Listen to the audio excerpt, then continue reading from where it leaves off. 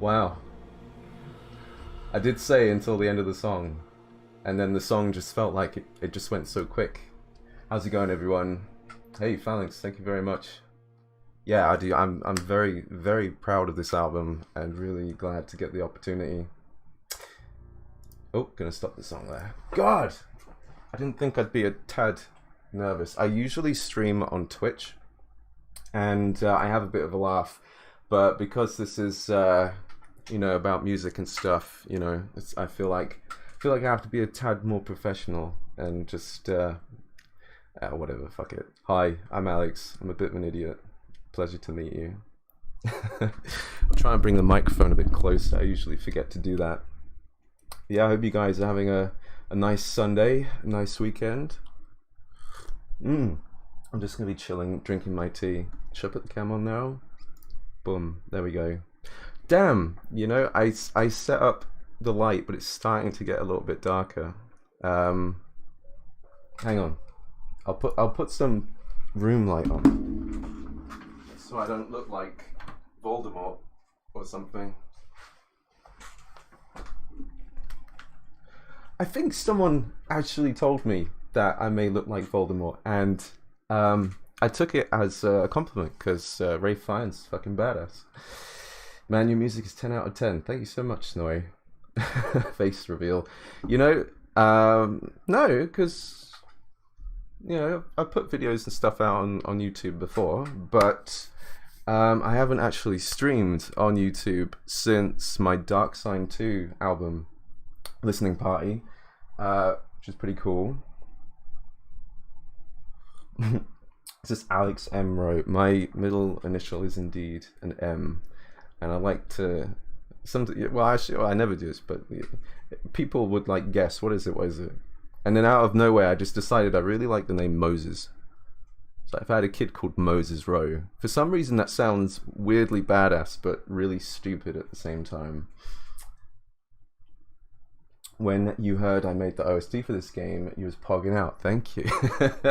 So was I. I suppose I should talk a little bit how I got involved with this project. Well, I'll forget. I'll do it now. So the director of the game is a fan of my music, and I guess it's about 2 years ago now. He messaged me on Facebook. Why Facebook? And he was like, oh, I really like your Night of the Hunt music. Can we use it for like a demo, like an eternal demo? And I'm like, yeah, go for it. And then I checked the game out. I was like, dude, this looks incredible. I need this game. And then about a year goes by, and I'm like, okay, I need to get some work. And I email again, like, you know, like, hey, how's development going? I'm really interested in your game still. Yeah, let's talk and stuff. And well, the short answer is, thankfully, you know, we got on well. They hired me, and yeah, it was super good. But last year was a weird year. You probably already know from one of my previous videos that my mum died, and then COVID happened. It was a very, very long year. But we're in this new year now, and things are a lot better. And thank you for hanging out and things. It's hey, animated break. Wait, dude, I'm terrible with names. Is it Richard on Twitter? Thank you for all the work you've been doing, man. It's nice to see you in the Twitch streams when you're pimping out the game and stuff. What Legato strings you used, or were they recorded live? So all samples, everything's sample based. And in the future I'd love to work with an orchestra or something. Actually, someone who reviewed the game works with an orchestra, is interested in performing the intro cinematic music, the piece called Birth, for a program next year. And I'm like, yes. I've never heard my music live, and I've not really heard an orchestra live, not properly. You've been a huge fan since the OC remix days. Wait, how? When you say OC remix days, how long are you talking about? That was a long time ago. The work you and Sean did on Grime was amazing. Yes, let me clarify. Sean Secker did the sound effects and the ambience. And when we say ambience, he did the music for each location in the game, or the music you hear when you're just fighting and walking around, except the hub. I did the hub. And he's basically co-composer. It's a bit of a weird credit, but yeah, he basically co-composed the music with me. He's fantastic. He has a YouTube channel. Let me see if I can find it quickly. Sean Secker YouTube. Here it is. He's been uploading the music and all the ambience for the game. He doesn't have many views, but he's awesome. He did amazing sound effects. Lovely guy. We would chat often. We'd have like these Saturdays where we'd like play games and stuff. And so the director and I was like, okay, we're gonna go work on the game now. We're like, what are you two lovebirds gonna do? And we're like, yeah, we're gonna chat all night. So we spent hours just chatting about crap. It was pretty fun. Kicks open the door with my fist. Greetings. I don't know how you present you, but you wanted to be here. Thank you, Jer the Orc. That's funny. I just watched all Lord of the Rings films. I haven't seen them since they came out. They were pretty good, actually. I enjoyed it. I enjoyed it more than I did the first time. Yo, Alex Rome, such a huge fan. Thank you, Caitlin. Sorry, it'd take me a little while to get through chat. I've not been. So I say I usually stream on Twitch. I have fun with few people. Usually I do the chat quite well, but the theme for Uprolific is made. My favorite from Sean is. So I should get into this before I go on. We will be talking spoilers. We will be spoiling the game to an extent. Probably full-on spoilers. So if you haven't played the game, you're interested to play the game, you may want to bow out and come back to this video another time when it's, done. Yeah, I did Cenotaph. I did the music there. The Cenotaph music is... well, I did the final performer first. I did that song first because that was quite hard to tackle. I needed to get that done. And then I decided to do an arrangement of that song for the city. So they're like, they're both the same song, actually.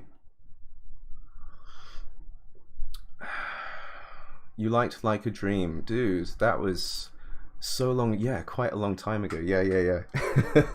That song was inspired by E.S. Posthumous. I don't know how you say it, but yeah, I used to love those guys. Actually, you've heard E.S. Gwyn, E.S. Cinder. It's inspired by E.S. Posthumous. Let's see.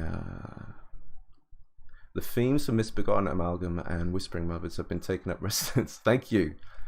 I should say Misbegotten Amalgam is my favorite song on the soundtrack. That's I said it in an interview I did, but for me, I had so much fun writing that track, and that track is an arrangement of the first Amalgam. They both have the same melodies, and I remember saying to the director Yarden, I was like, because I kept saying I want to do more music, and sorry, I just realized someone's in chat that's gonna make fun of me for saying now and then. So yeah, I wanted to do more music, and I said, I want to do an arrangement of Amalgam. I want to do another version of it. And the director's like, it's a hidden boss, dude. It's like, why are you putting so much effort in? And then I do this like crazy arrangement of the original Amalgam. And he's just like, you didn't have to do that. I said, I wanted to do that, man. I wanted to do that. Buff Bold Man. Fuck you. Thank you. I'll take it. I was losing my hair anyway, so I had to do something about it. Hey, no worries, Orc. Yeah, you keep busting entrances, man. You did a wonder on this OST. Thank you, Richard. All the boss music had this special hype to them. Thank you. I'll talk a bit about that later. About my progress into the soundtrack, but as I was making Grime, I was also yeah, it was about February, March. I was working on the Seasons album of Yuka Kitamura, and working with her just reminded me of certain like musicality that I wouldn't have really thought about, and that really inspired me in certain songs to really think about, you know, like different part writing and how I would like fill up the sound. You gotta be careful with writing game music because like Sean did a wonderful job on the sound effects, and I had all these ideas for the music when I started the game, but then when I started playing the game, there was all this like nice sound effects and stuff, but the sound effects describes the world so well that like the music could have like been even more unique and weird. But we already had like our inspirations anyway, so we knew what the soundtrack kind of wanted to be. But I was happy to like have Sean's ambience and sound effects really like take its, you know, tell what the world is, which is and he did great. Can't say enough good things about the man. And he is a man. He's a man. I don't know why I said that. Your music inspires you to write a fantasy book. Have we talked before? Thank you. You're at the final performance now. It's tough. Good luck. Thank you, Garabon. Do you know if you buy? Do you know if I buy the soundtrack alone on Steam, will I get any of the money? Basically, my contract is a buyout contract. I don't own the copyright, but you will be supporting the game, the developers and the publishers, etc. As always, if you want to support me, Bandcamp is the best way to support me because it's a good price for the albums. Most of the money goes to me, but of course Spotify helps and stuff like that. So yeah, but please crossing my fingers for a physical release of Grime 2. Hello Hick, I found your channel some days ago. You and your girlfriend love the music. Listen to everything uploaded every day. Gives us so much inspiration for the D&D. Loads of people tell me that my music inspires their D&D campaigns, which is, I've had some people ask me if I can compose them, but I get like busy and I can't. But it's great to hear. If you stream or anything, feel free to use the music. Thank you, Hick. Hey, Jeff. You love VS Post. I have a feeling we like a lot of the same things. Can you click on someone's name and check their YouTube on here? Jeff basically does Argent Metal, which is he's been doing remixes of game music to sound like the new Doom music by Mick Gordon. And he not only does it well, I mean, it sounds exactly like Doom, but his arrangements and what he comes up with are like, they're not just like covers, they're legit solid ideas. And I actually tweeted about him when he did his Bloodborne remix, and when he did his Final Fantasy VII remix, I tried to tweet Maximilian Dude. I tried to send that to him. I don't think he saw it, but I tried. I did try. HIVIH. Dude, your bloody name is a palindrome. Is that what it's called? He's the director. That's Yarden. Give him a pat on the back. He's done bloody good work, and he works very hard. So if you enjoyed Grime, well, the whole team, but poor Yarden, man. I want to give him a hug. You're still stuck on Shudra. I haven't found Misbegotten. Okay. Yeah. Go look for him. It's my favorite. You'd like to see my take on the Blasphemous OST? There's one song I really like in that soundtrack. It's near the end, and you only hear it for like 30 seconds because you're just walking up some stairs. But it's gorgeous. It's so gorgeous. I would play it now, but I don't think that's a good idea. Yeah, so your extra effort definitely does not go unappreciated. Something about the choir. So everything samples. I have a new computer now. And I upgraded, got some new samples and things, it felt like exactly what I needed to do the music I needed to do. So most of the choir I use in the big pieces with the shouting choir is Oceania 2, and it's awesome. It does its job perfectly. It sounds amazing, and it's decently priced as well. So if you're, you know, composing and looking for choir stuff, I mean, I'll show you. I mean, I should probably get to this. Let's see. There we go. There's me. There's me music. Can't believe Yarden's so mean to me, man. Can't wait to absorb all the details. I consider myself a terrible teacher if I were to teach, and I don't know. Let me look at my list of bullet points I got up. Also, I need to close Discord just in case it starts beeping away. Have I missed anything? We good to go?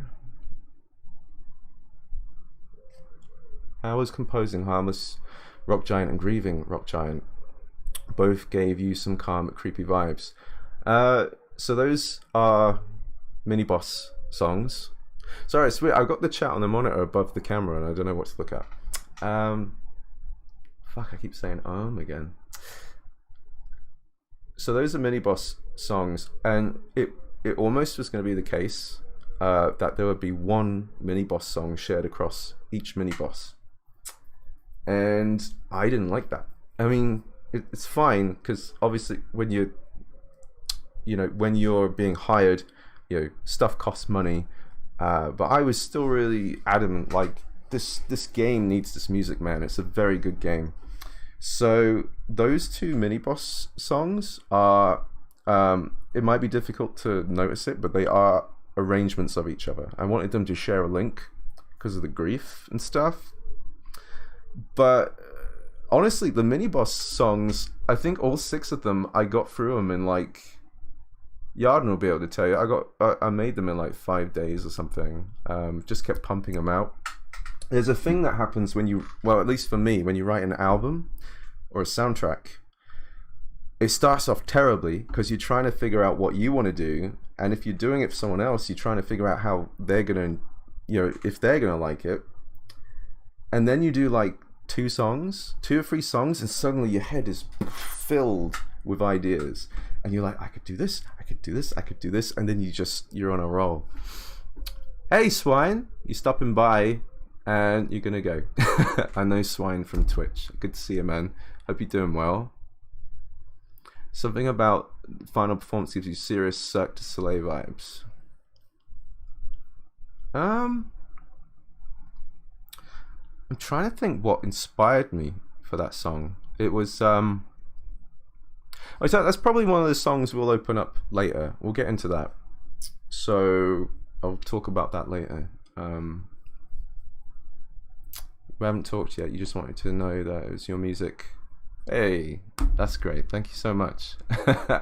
It's weird. It's great knowing I inspire people. Wait, that sounds really weird. That sounds powerful. But no, I mean it. Thank you. It seems like the mini boss tracks would be a good place to be very experimental, doing different arrangements. Exactly. One of the best cases of that was the I forget the name of my own songs. Desert Watcher. I had some fun with that because I was thinking about a sort of like samurai duel kind of thing, and but also what else was I thinking of? Asian influenced. There's like a sort of stealthy, weird boom boom boom sound in there that reminds me of Metal Gear Solid. Hey Quasar, will I upload the biome area themes too? I did post those. I didn't do. This is Sean Secker. He did all that music. You can listen to it there. Unfortunately, it's not on the soundtrack, but definitely go subscribe, check out his channel, and I hope there's a way we'll release that in the future. Thank you. Okay, so I tell you what, let's get into the song stuff I put on my list here. Say hello to everyone, and then right, we're gonna have a look at the template. So I'm gonna turn the camera off now. Okay. Do some manning. Love your work. Bought the vinyl version, Night at the Hunt. Thank you. Did you buy it separately or part of the campaign? Much love from France. Haven't played Grime yet, but the soundtrack sounds awesome. Thank you. As well, some people may know that Night of the Hunt is very special to me. It was a very like pivotal point for me for writing music and releasing music, and it was very exciting. Yeah, lots of stuff happened around that time. How did I get such a good sounding choir? I am about to show you. So, when I started writing the music for this project, I'd got a new computer, I got new samples, and I decided, okay, you guys can see everything, right? It's all good. I decided I wanted to create a template.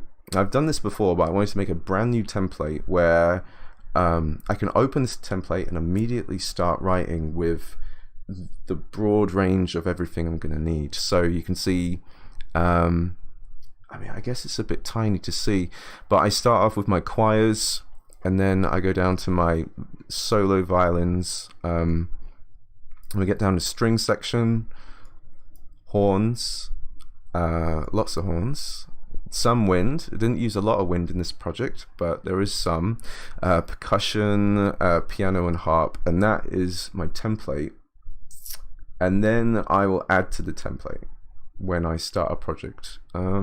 Anybody that's familiar with FL Studio, I don't write like anyone else, so I will write a song in each pattern, and if I really need to tweak some stuff, I'll post the pattern in here, and then I'll think about how I want to arrange the song. So sometimes I might start with like the chorus and do the big melody section, and then I'll figure out how to write the intro later or something. So then I go to like pattern 2 and then whack it there, and then that's how I do it. So I use patterns to write the music, whereas most people who use FL Studio have like hundreds of patterns and they dot them everywhere. And I decided like 15 years ago that I was not going to do that, because I felt like it was an easy way to be lazy.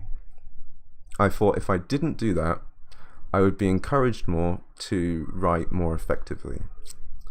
Because as soon as you make a pattern, you go, oh, I'll put the drums here, and I'll put them there, and I'll put them there, and then you'll start making habits. I mean, obviously not everyone does that, but I do things to counteract some habits I have that I feel work for me.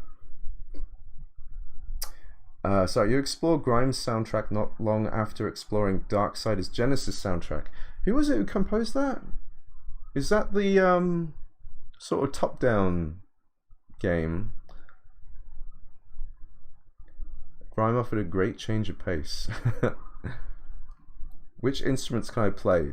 None. I used to play piano a long time ago, a little bit, not amazingly, but I don't play any instrument. I sit here and I just put all the notes in like that. You can hear that, right? Okay, so when I started the template, what I actually did, I listened to the Demon Souls PS5 version's Flame Lurker. It just come out. It's very exciting. Very cool song in its own right. And I was like, I want to try and emulate that sound, and then we'll go from there. So in this pattern, I'll play it now. Hopefully it's not too loud.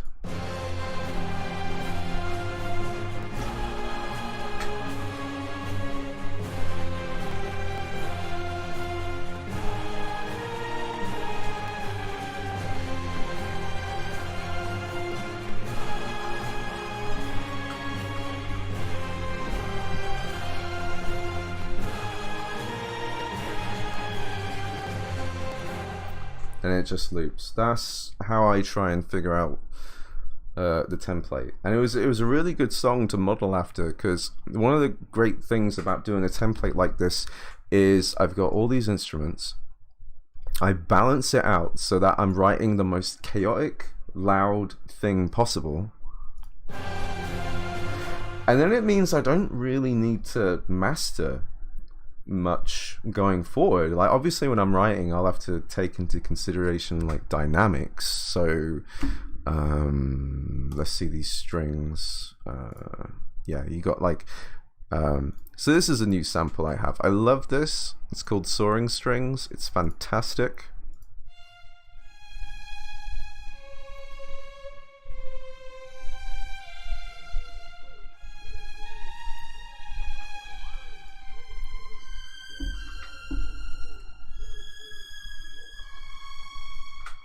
Did Coca do Genesis? I love Coca. And I got to know this instrument a bit more as I play with attack times, because some of these instruments you have to like pull the sample back and forth a little bit to kind of get the legato how you want with the tempo. What are my PC specs?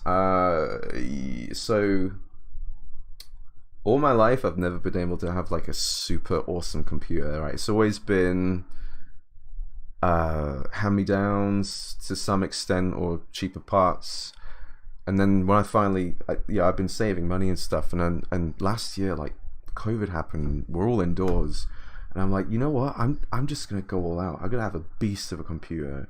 So I have a i9-10900K with a 3090, and it's got 32 gigs of RAM because I chose more efficient RAM that would be better for writing music than 64 gigabytes of a different kind would be. There's a Asus Maximus Hero 12 motherboard, and I love it for writing music. I have not everything I throw at it, it works. So this whole song, all my songs play perfectly. He's on the same level as Just for Kid. Honestly, Coca has been an inspiration for grime. I don't know if people really notice that, but it's definitely like in some of the string writing. I remember specifically in the Vulture Boss, there was some string writing where I was thinking of him, and I was like, God, how can I make this more exciting? Because like Dark Souls music and stuff's really great, but a lot of times it's kind of static in how it's just like blaring out at you. One of the things I actually really like about Kitamura is she added a lot of a emotional human touch to those soundtracks, you know. So, you know, I'll show you each section. So this is Oceania 2's Men's that I put together.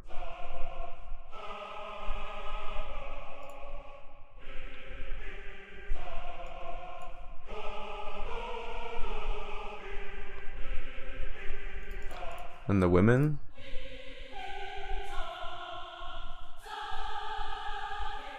I learned how to use these a bit better as I kept writing. This is the kind of sample that just works amazingly well out of the box. God, I gotta stop saying. You can just keep tapping a note.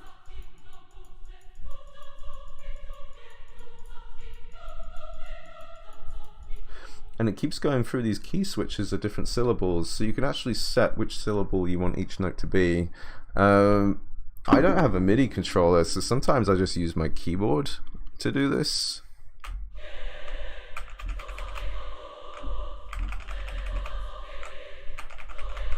Just to play around with it for a quick moment, but I much prefer writing with a mouse to get actual songwriting done. How many years have I been composing? Well, technically, half my life now, so about 17 years. I'd say after the first or second year, I'd really like got it. I consider myself mostly self-taught, but you know, there's a lot of things. Schnabubula, if he's still in chat, he called me a mean beat. I can beatbox a little bit. I'm not going to, but he is a dear friend, and he won't let me call him a mentor, but I learned a lot from the man. He's a friggin' genius, and you should absolutely check him out too, because he's the kind of musician that blows musicians away. That's the kind of musician he is.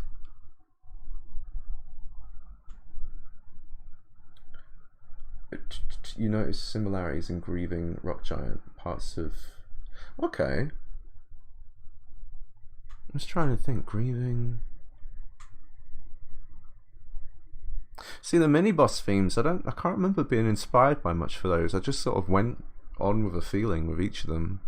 Anyway, yeah, gonna keep going on. So I have these solo legatos.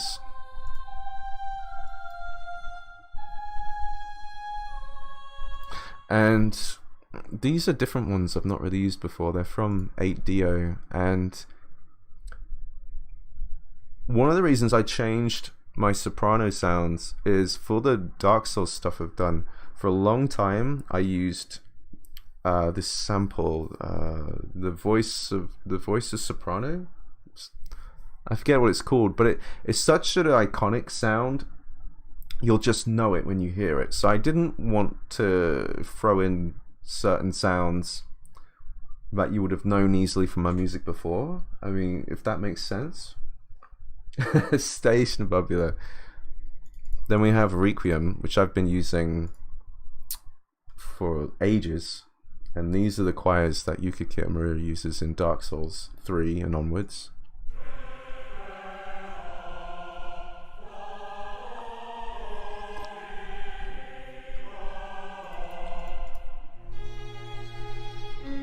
Solo strings.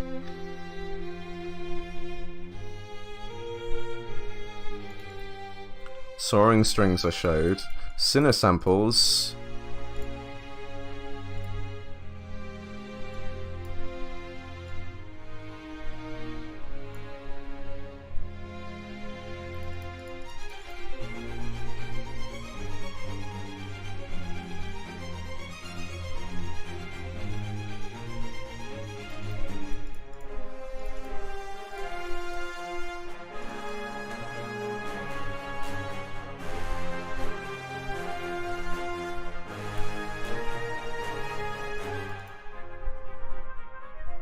You'll never hear these, but I just do it anyway. I was testing for the template anyway. And then just some simple percussion. I wanted to just get through that template quickly anyway, because I feel like I'm spending a bit too much time on it. But if you have any questions about any of this, if you feel like I'm missing something or going too fast, let me know. So I'm gonna open, oh no, don't save. I'm gonna open the main theme now, because that's basically where we started. Actually, the credits theme was well, not the first song. Amalgam was the first song I did, because sometime before Christmas, Yarden was saying, we need a song because I need to make a trailer. I was like, oh yeah, shit, okay. I've been putting music off a lot for personal reasons. As I said, last year was a tough year, and honestly, Yarden was super understanding. He won't accept it, but I owe him a huge thank you for being as understanding as he was. I told him I wouldn't let him down, and that when I begin writing music, I am just a machine and I'll crank it all out. And that's basically what happened between February and May this year. But I also wrote the Kitamura album in between. And then also in April, I started 2 other commissions, because I was like, if I don't secure these jobs now, I will not have jobs. So I was really busy. Seeing a skill in action makes you envious. You turn that envy around into admiration. Oh, thank you.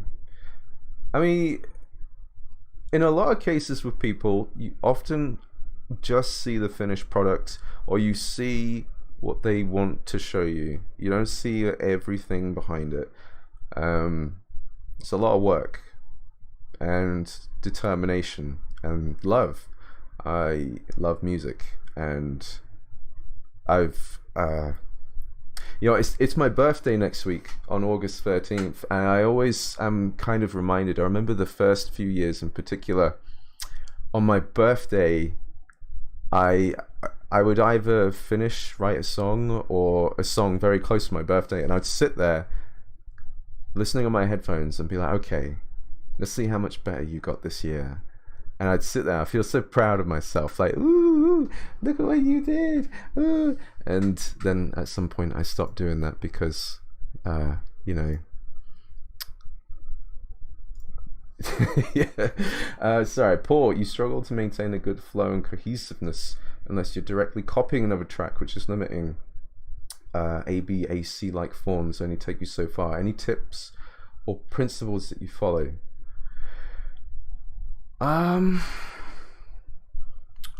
It's nice when other people encourage and inspire you to try out and do different things.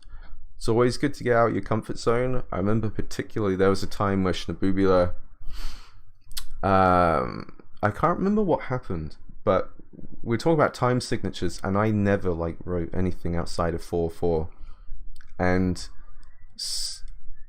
Nabubula was always a person where I wanted to like impress him by like trying something he's done or something different. So I started to write new time signatures. I started to really like it. And it's a really nice way of actually something I do with soundtracks and albums. I'll start a new song and go, okay, let's write in this time signature. Let's do something very different. And it's a lot of fun. I think Fidus, Shapely Fidus, he's called in the game. She's called in the game. That's in 5/4. And I started the song in 5/4 because I went, why the fuck not? So that's what I did. It is Friday the 13th birthday. You have no experience. So I've been talking as I let this load. You'll see, there was a red symbol there just waiting to load on the final. So the main theme is actually a really huge song because I added so much stuff to the template. So this is where the template ended with the harp, and then I added all this other stuff because, oh wait, this project is going to sound different to the main song because we were experimenting with some sound effects stuff in the beginning. I'll have to figure that out on the fly actually. You asked for streams like this for years. Congratulations. Hey, thank you. Hey, thank you so much, Vian. I appreciate it. Who does the art for my albums? It's kind of different every time. The last album I did last year, Night of the Hunt, The Blood Moon, was by John Devlin. He's super well known on Twitter for doing Souls art. He's done some thumbnail work for Vidya. He has done a lot of Inktober. But yeah, I kind of work with different people. I like to do that. I like to look around and find people I am interested in doing something with. Hey Dave, thank you. Yeah, but Fruity Loops is fantastic. It's never let me down. Son of a bitch when it updates though. I hate when it updates. Right, so yeah, here's the main thing. This is like where it all kind of starts off with. I'm gonna play it once and then we'll look into it. Here we go. If I get rid of this.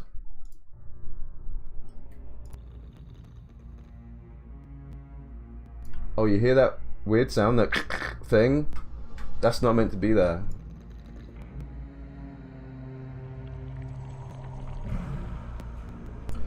I just realized we're gonna get some clipping because I'm streaming. I've never done that before.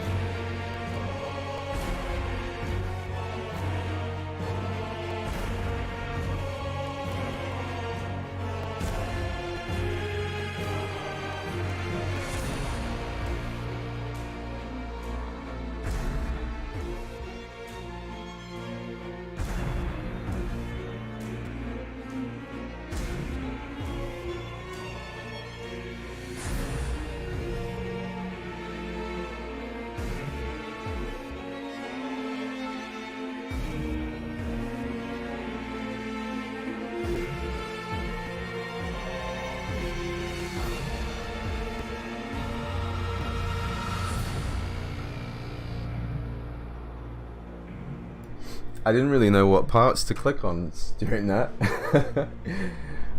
Zach, you've been following since Dark Souls 2. Finally glad you got a chance. Game has been great so far. Thank you. What happened to the Iron Oath? Iron Oath is still in development. It's just been it's 2 guys, some other contracted people. It's just getting pushed back because of COVID and things. The programmer, for example, has a family, 3 kids. He's had to work at home during the whole thing, so like it's tough. But essentially, the soundtrack is done, but there are going to be some songs I need to finish for like whatever's left of the game. So I've kind of scheduled around somewhere around November and December for me to work on the rest of that, I think, but I might have more time on that. It's weird that Grime come out first, because the Iron Oath, all the music I did for that was done like 2-3 years ago. So I have all these songs sitting on my hard drive.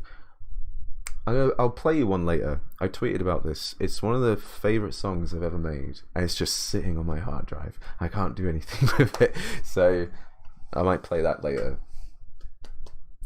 Let me think for a moment. So that was the main theme, with some extra sounds that because we were thinking about tweaking it more, and I said to Yarden, like, look, you know, let's just crack on with the other songs, and if we still want to change something, we'll come back, and then we just didn't. So let me talk about the melody for a little bit. I'll just put the legato strings and sustain strings on.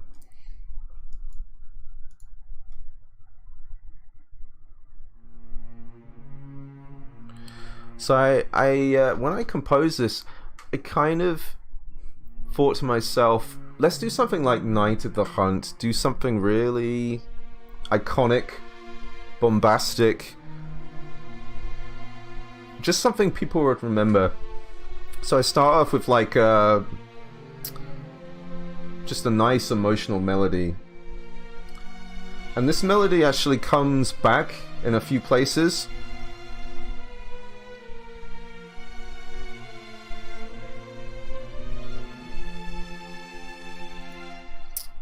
I'll just stop there for a moment. So there's 3 melodies in this song. That's the first one, and that's used in a few places. It's in the intro. There's a couple of parts later on, and I think I described this melody as like the world, like just relating to the world in some way. The melody that comes after, and you'll hear this when you absorb a boss. Basically, when I'll play it now, this is the melody that plays whenever you absorb, destroy. This is the main character's bit.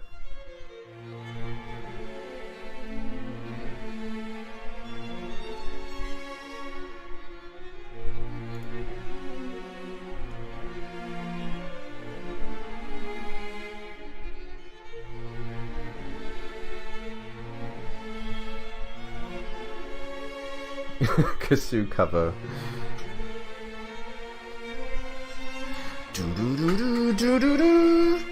Bam. I'm really trying to remember my thought process when I start. I just remember getting to this bit and I was like, I really like, it was just in my head like, because I'll demonstrate this with the viola here. I have got that open.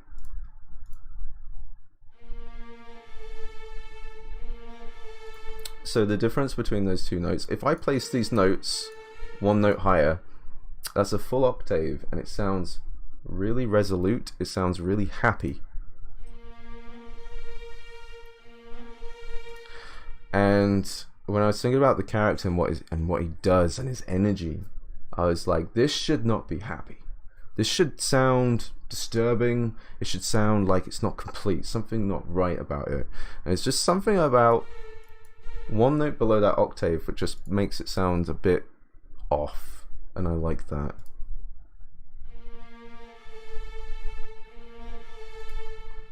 And it works really well with the bass note as well. Let me put in those, let's put these like double bass cello things in underneath.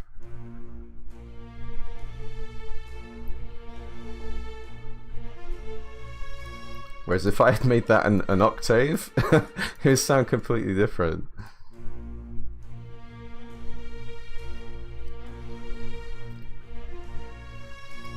See what I mean? So that is quintessentially what the main character is. He is destruction. He will destroy the damn world. Do I upload my music stream somewhere? I don't stream to YouTube, but this will be going on YouTube later. You think you recognize the melody of the main character when think about the heavy vocals of the final music? Let me play the absorb sound. Every time you beat a boss, you'll hear this.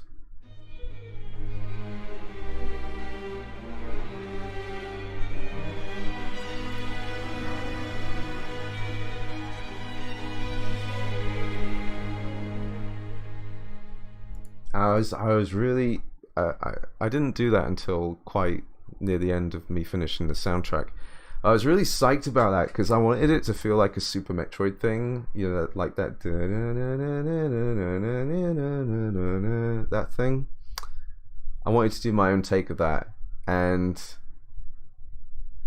obviously the Super Metroid one is also iconic. But one of my other favorite sort of jingles for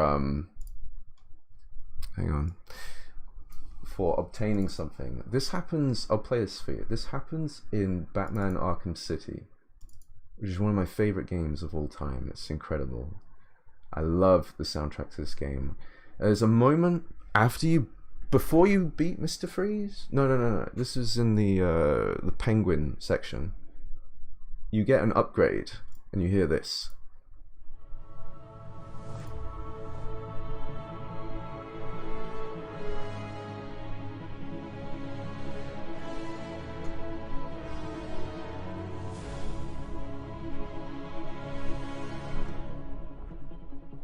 I just love that. I love that melody, that pulsing background, and you hear that like once in Arkham City, just once. I love it. What's up, Arian? How you doing? You're not well educated on music? Hey, me neither.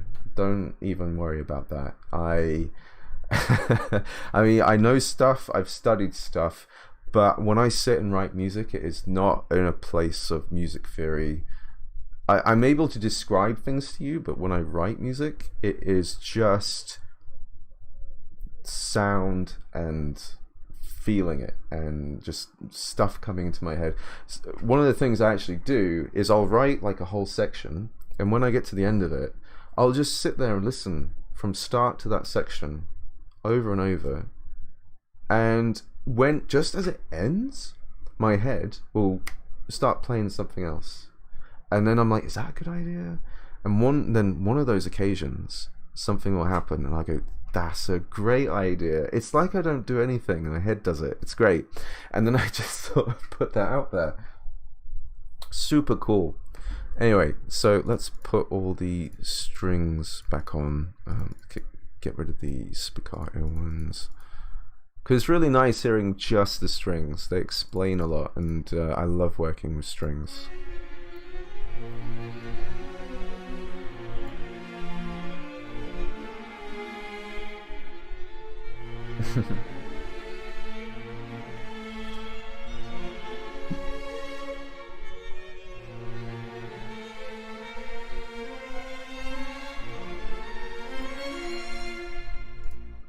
Yeah, whilst it's quickly on my mind, this violin, I love the shit out of this violin. I've had it forever.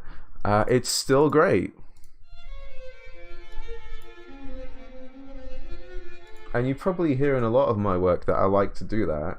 It's kind of inspired by Yuka Kitamura's like violin playing, but then I started doing it myself with the sample, and I'm like, I love this.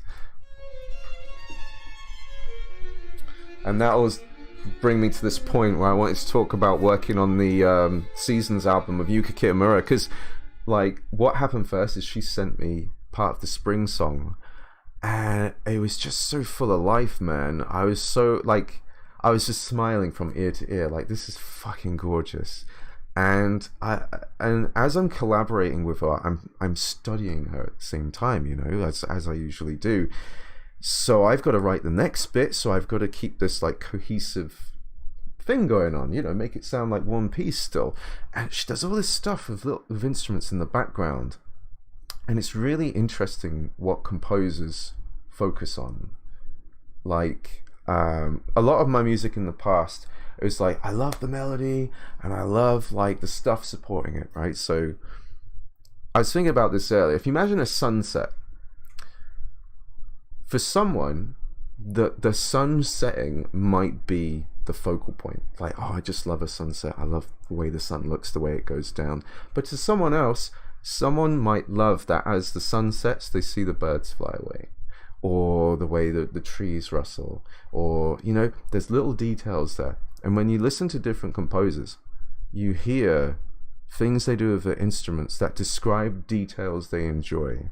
So listening to Kitamura, it was like understanding, like, yes, the details I love about her is stuff I should pay attention more to, you know. And that got me thinking more about Grime as I was composing more. There's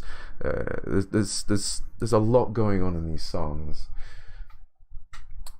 You're going out. Hey Hick, well, thanks for hanging out, man. Dream Fuel, thank you. Hey, you too, man. Take it easy, and yeah, have a good one. Hope be able to show more stuff in the near future. How often do I write something you think will work and then have to go back and rewrite it later? Let me with Grime. I'll just say no because I'm not going to close it. This is the entire soundtrack for Grime. And then here's the unused. It was just 2 songs, 2 really short things where I experimented with something, decided no, that's not going to work, and left it. There's some trailer stuff here too.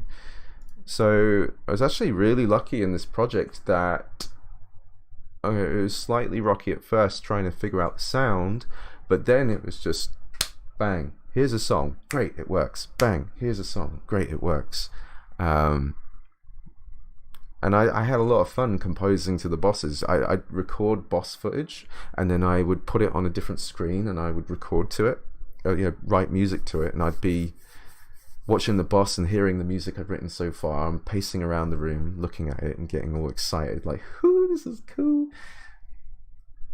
Kitamura Sensei is a goddamn genius, and so thank you. She's yeah, she's great. She's a really nice, lovely person. I'd love to work with her again. Love to talk to her more, but she's really busy at the moment. So anyway, I'll keep playing the song.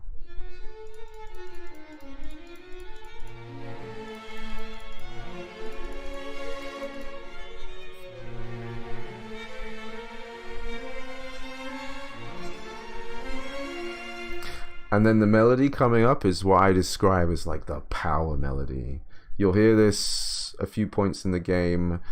And well, I already said I'd be talking about spoiler stuff. You'll hear this in the very last boss fight, right at the end, when you basically just murder the last boss. And I put that theme in the end to just say, you are a goddamn, you are a piece of shit. You are super powerful. Go go wreck that fool. Hey Tato, thank you.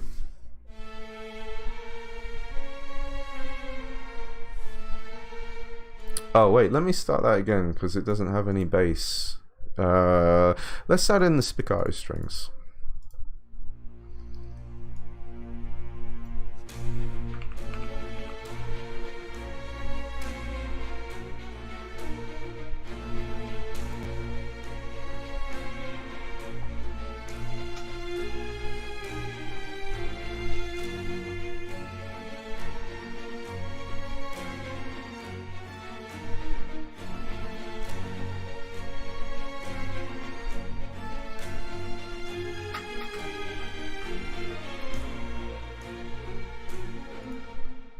Oh, is it this closing off section? I used to listen to this part over and over, just partly because I'm like, is this alright? But also because I was just really happy how it turned out. I was like, this sounds lovely. This soundtrack, it is absolutely like the most impressive string work I've done digitally in anything, and I'm really happy with it because I guess when you have a project like this, you have a pressure because you know a lot of people are going to listen to it, and you know that you're on a different platform now, and you got to impress people. And I remember Yarden sometimes would send me songs from League of Legends, I think, and those songs are incredible, but it's all like live performed. So he'd send me these songs. I'm like, for fuck's sake, man. You listen to these guys are like incredible performers, and I've got to live up to this. So I had to push it. Hey, nap. Oh, I'd love a nap. I had a workout before this, and I was like, I think I'm too tired to stream, but I'm perked up now.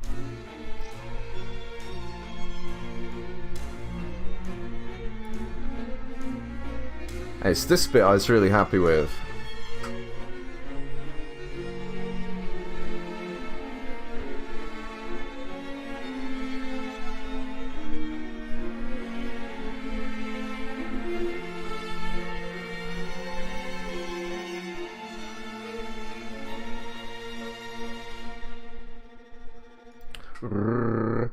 I missed a question.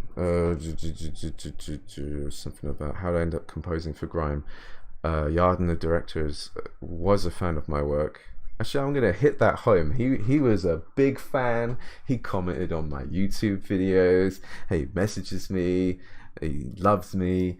He wants to work with me. I say okay. That's basically kind of pretty much all the work I've been doing is people contacting me. I spoke to Jeff Plays Guitar yesterday for the first time. We had a brief chat, and I was saying how like I didn't expect this myself. When I did all the Souls remixes, well, I started off doing one Demon Souls remix because I love the game. I was passionate about it at the time and thought, why have I not done a remix of this? I'm going to do this. And it all started from there, and I was happy to do more Souls remixes because I love this series. And the type of person I am, I like more niche things. I like more underdog things. I could have very easily remixed Zelda or Final Fantasy, right? That could have easily been a thing, but it just isn't me. I think when people understand when you are you, I think, and something clicked with the Souls stuff. And I was really grateful and happy about that. But one thing I didn't expect was to get an audience out of it, like a fan base. And then this fan base would not only support me but through these remixes, but would also buy my music.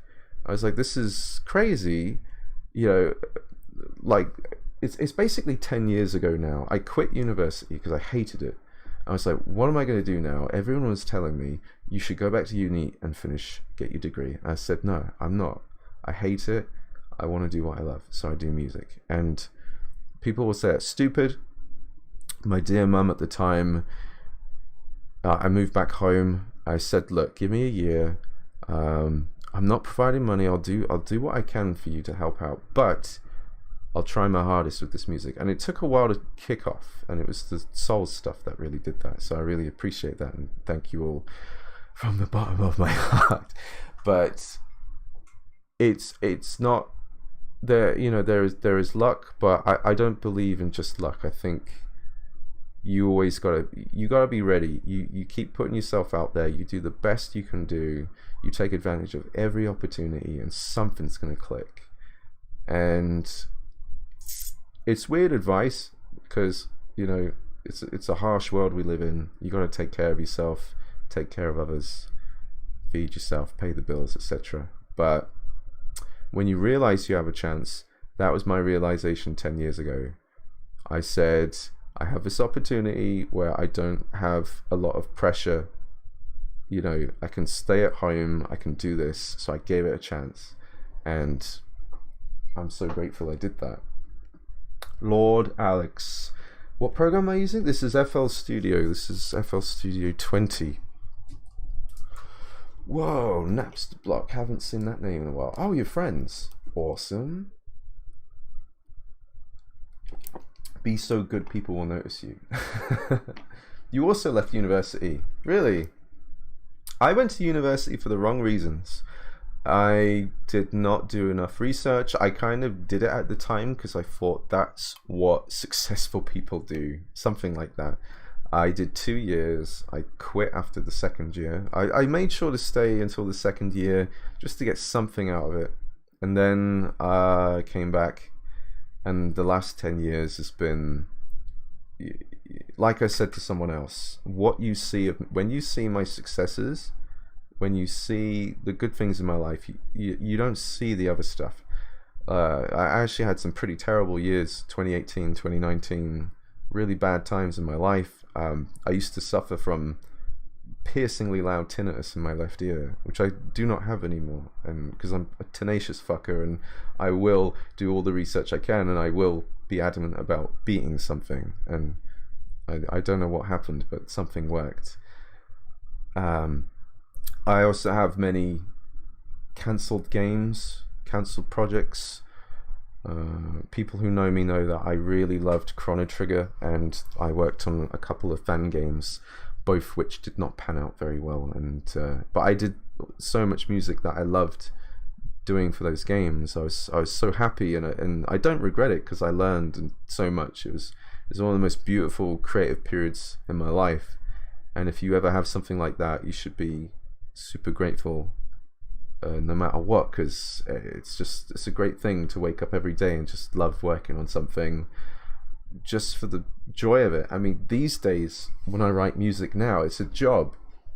I love my job, but it's a different pressure, it's a different environment. It's not waking up and going, boy, do I love music, yeehaw, let's write some songs.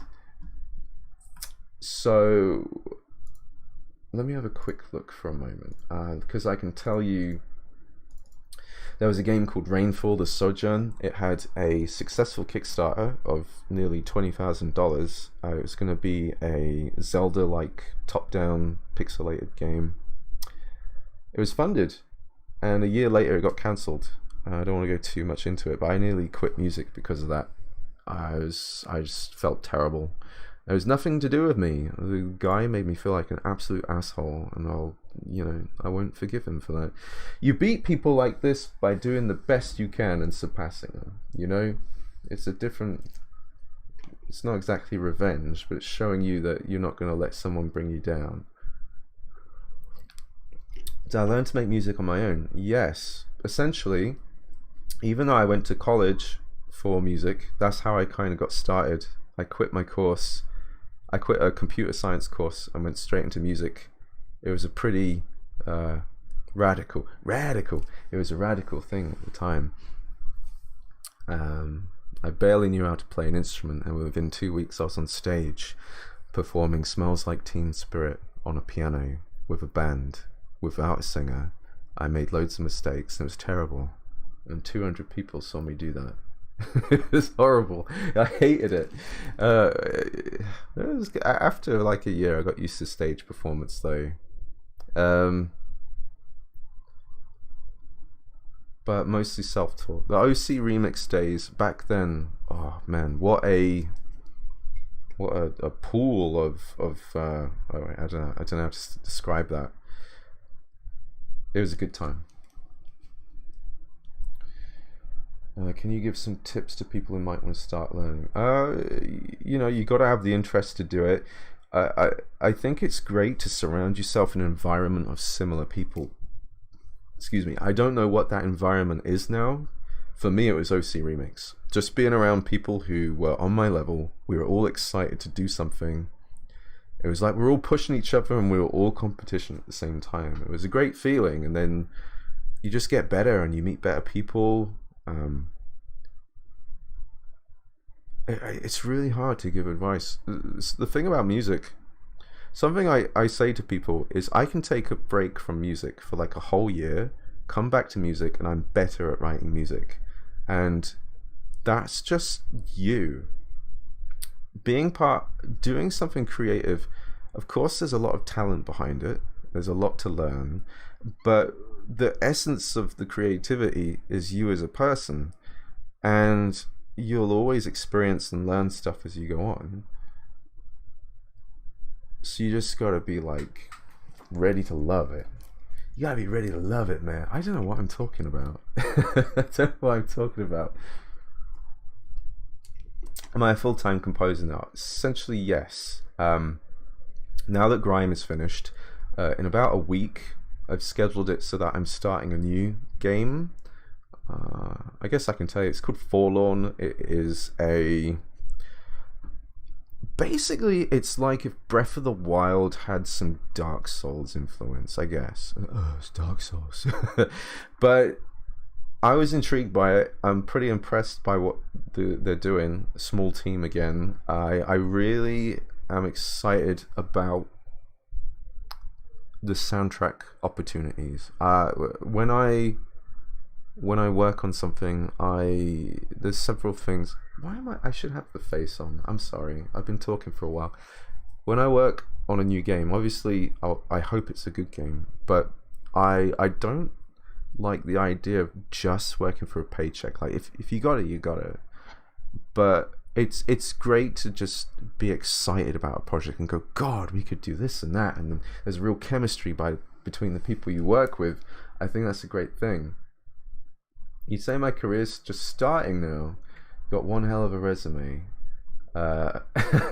Well, yeah, I talked about that earlier. Live performance might be happening next year of Grime. We'll have to see if that happens. But it does feel like a new beginning, all this composer stuff. Things are finally about to happen. The Iron Oath will be coming out.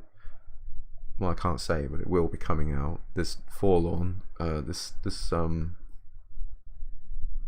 couple other things I might be doing. I love how inspiring your music is.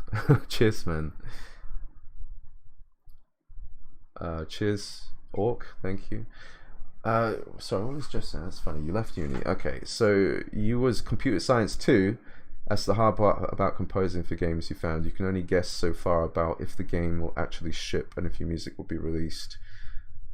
Someone who's early in it anyway. What else did I have that just did not happen? Let me look for a moment. I'm holding this bottle of water like it's like a blanket or something.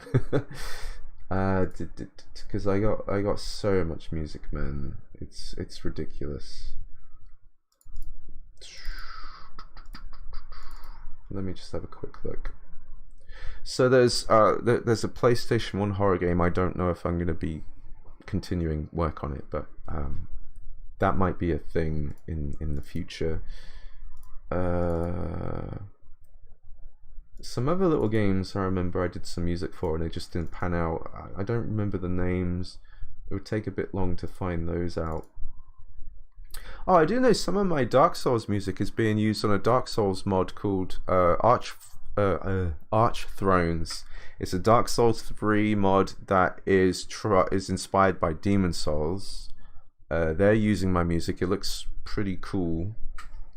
I don't have to do anything. They're just using my music. That might be a surprising, like it comes out and people are like, I love your music. It's like, I didn't do anything. They just used my albums.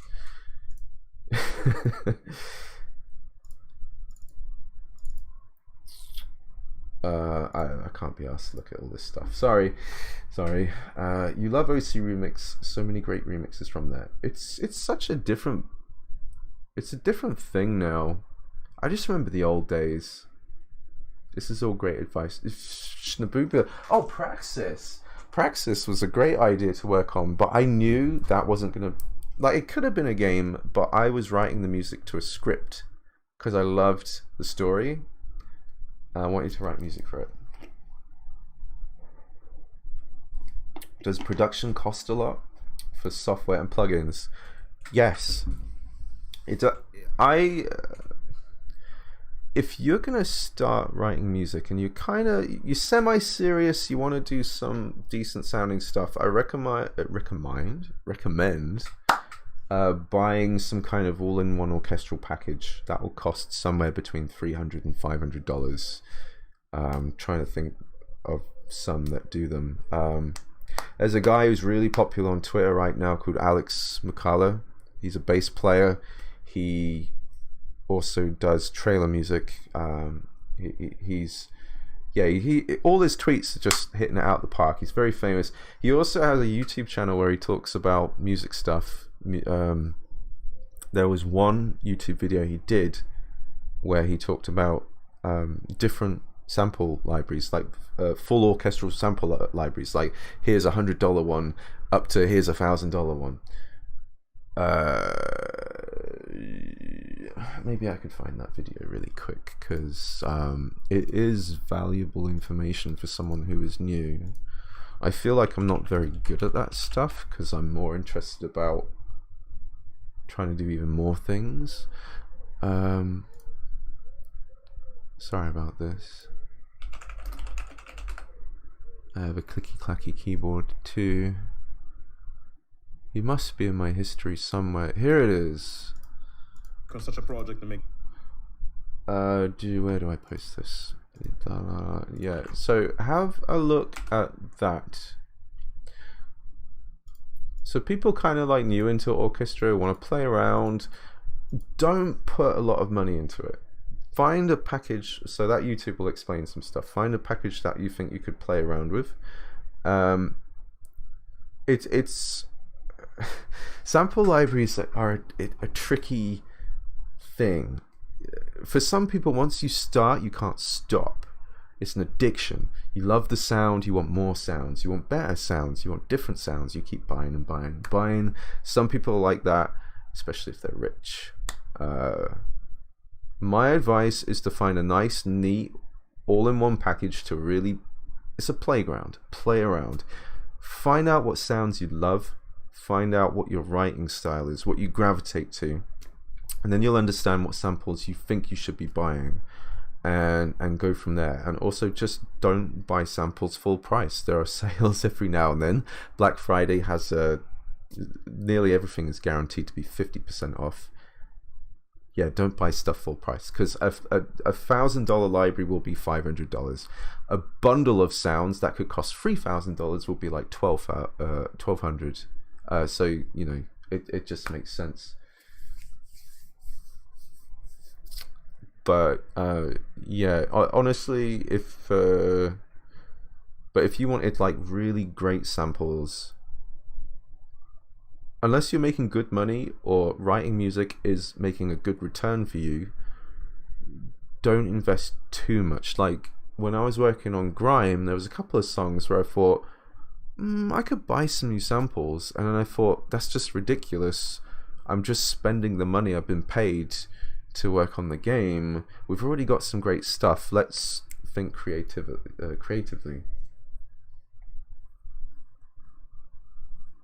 The excitement you can use as a kind of fuel or drive to do what you want should do, right?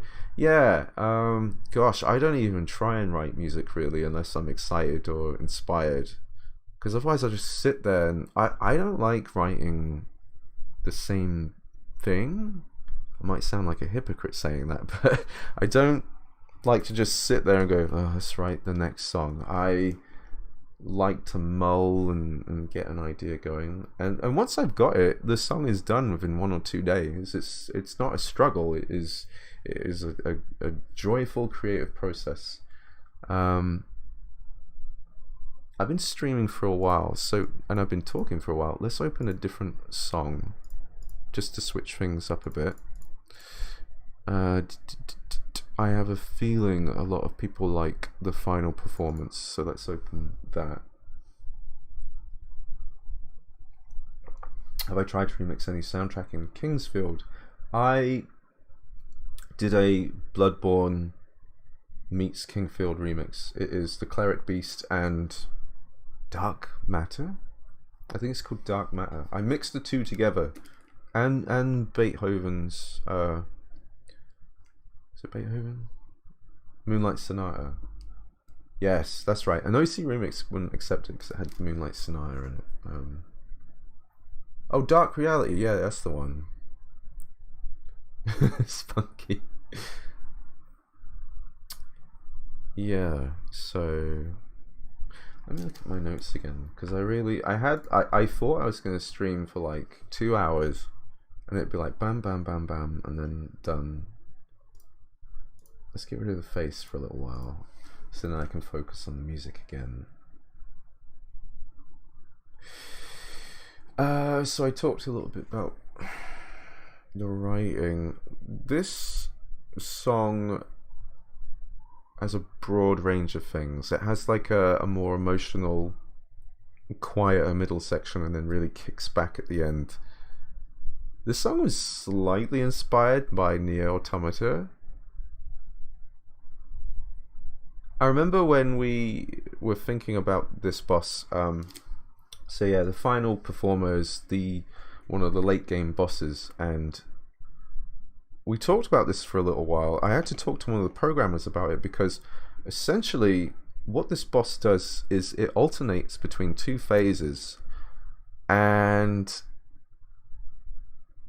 because of the animations, it wasn't a phase that changes at a certain point. It could change between at the 40-second mark or the 50-second mark. So I was talking about how we would make different phases, and that would easily go into each other. And I think it was an idea we nearly like regretted. Like, why didn't we just have one song and then like loop the final bit? But we did it anyway. If you play the game, if you play that boss over and over, you'll hear that the music changes at different parts because the animations and the pattern of the boss at that time doesn't quite link. But I don't think anybody notices because it just works. Grime is a game you solely bought for the soundtrack. Yay! The soundtrack is stunning. Greetings from Germany. Thank you, Dragon Rider. Appreciate it. You find the weapon of the final performance boss quite interesting. It's like a hybrid between an axe and a scythe, or war pick, or just a blade in a question mark like form. I had to test that boss a lot, and I'd sometimes message the director and say, I hate you, you bastard. You need to tweak these hitboxes. I think they did. Final performance left you floored. In your opinion, it's your best combat piece yet. Nice, thank you.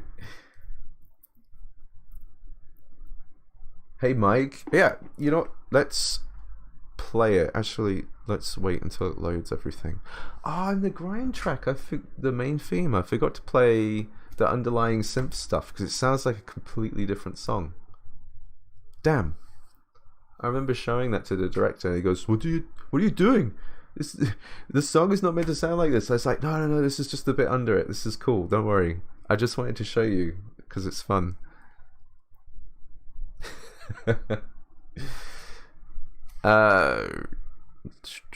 So which one of these? This. I'll wait for that. See, that sample is yellow. I'm just gonna wait until it finishes up.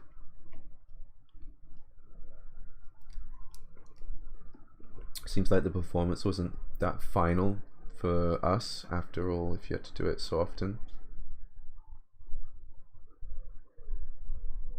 That confused me. I think I understand what you mean. Thankfully though, the very start of the boss, like when you ring the bell to the point where he comes down like and then lands on his feet, that is the same amount of time every time. So I was able to score the music to that. I thought it was a wicked idea to have the music cut out. There's a sound that goes like and you got the sound of the weapon go. It was around that point in the game where I was actually scoring music to stuff where the sound effects actually hadn't been completed yet, or a minimal amount. I tell you, it's really hard fighting bosses without sound effects. That can really throw you for a loop. You sure that you came out of a soundtrack on Spotify and immediately went to look up the game? Nice. I'm now on your second playthrough. You haven't found that second amalgam. Do it, dude. It's my favorite one. Alright, so earlier this week, a streamer called Elajaz, he plays a lot of soul stuff. He played Grime, like 5 to 8,000 people watching. And we're all like watching. This is one of the biggest streams playing one of our games. It looks like he's one of the first big people to complete it, and as he's getting to later areas and hearing more boss music, because See, for me, it's like I'm more interested in people who are about halfway through the game, because that's when you start hearing a lot more of the music. And just like the reactions from chat and even the streamer, just really praising the music.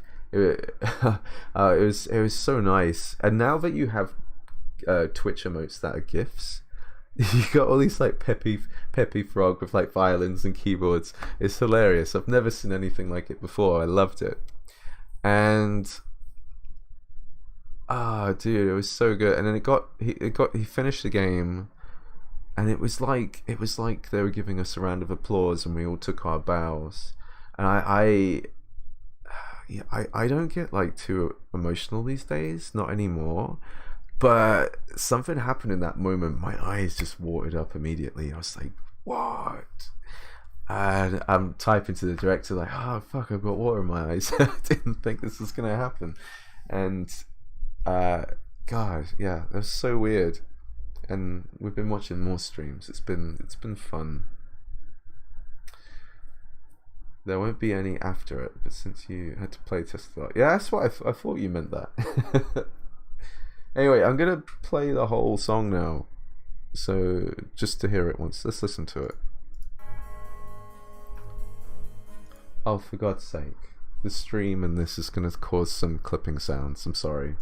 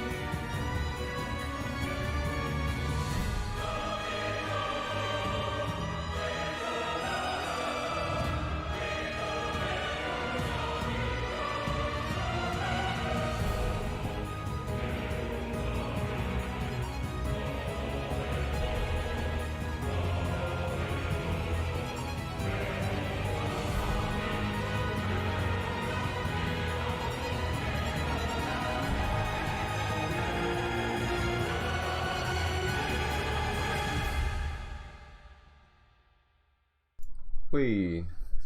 You know, when I got to that point, I was like, shall I just end it there? I didn't know if I should write more. And then I think when I got on with like the next song, I was just like, yeah, it sounds great. Let's just leave it. Can I give you some advice now to match a soundtrack to the game's mood? Wait, so you've been writing a 77-page long game script for a future project. Well, if it's all creatively on you, you just you go with what you feel, man. That's your baby. Like when I worked with Grime, obviously they knew me for Night of the Hunt and other remixes.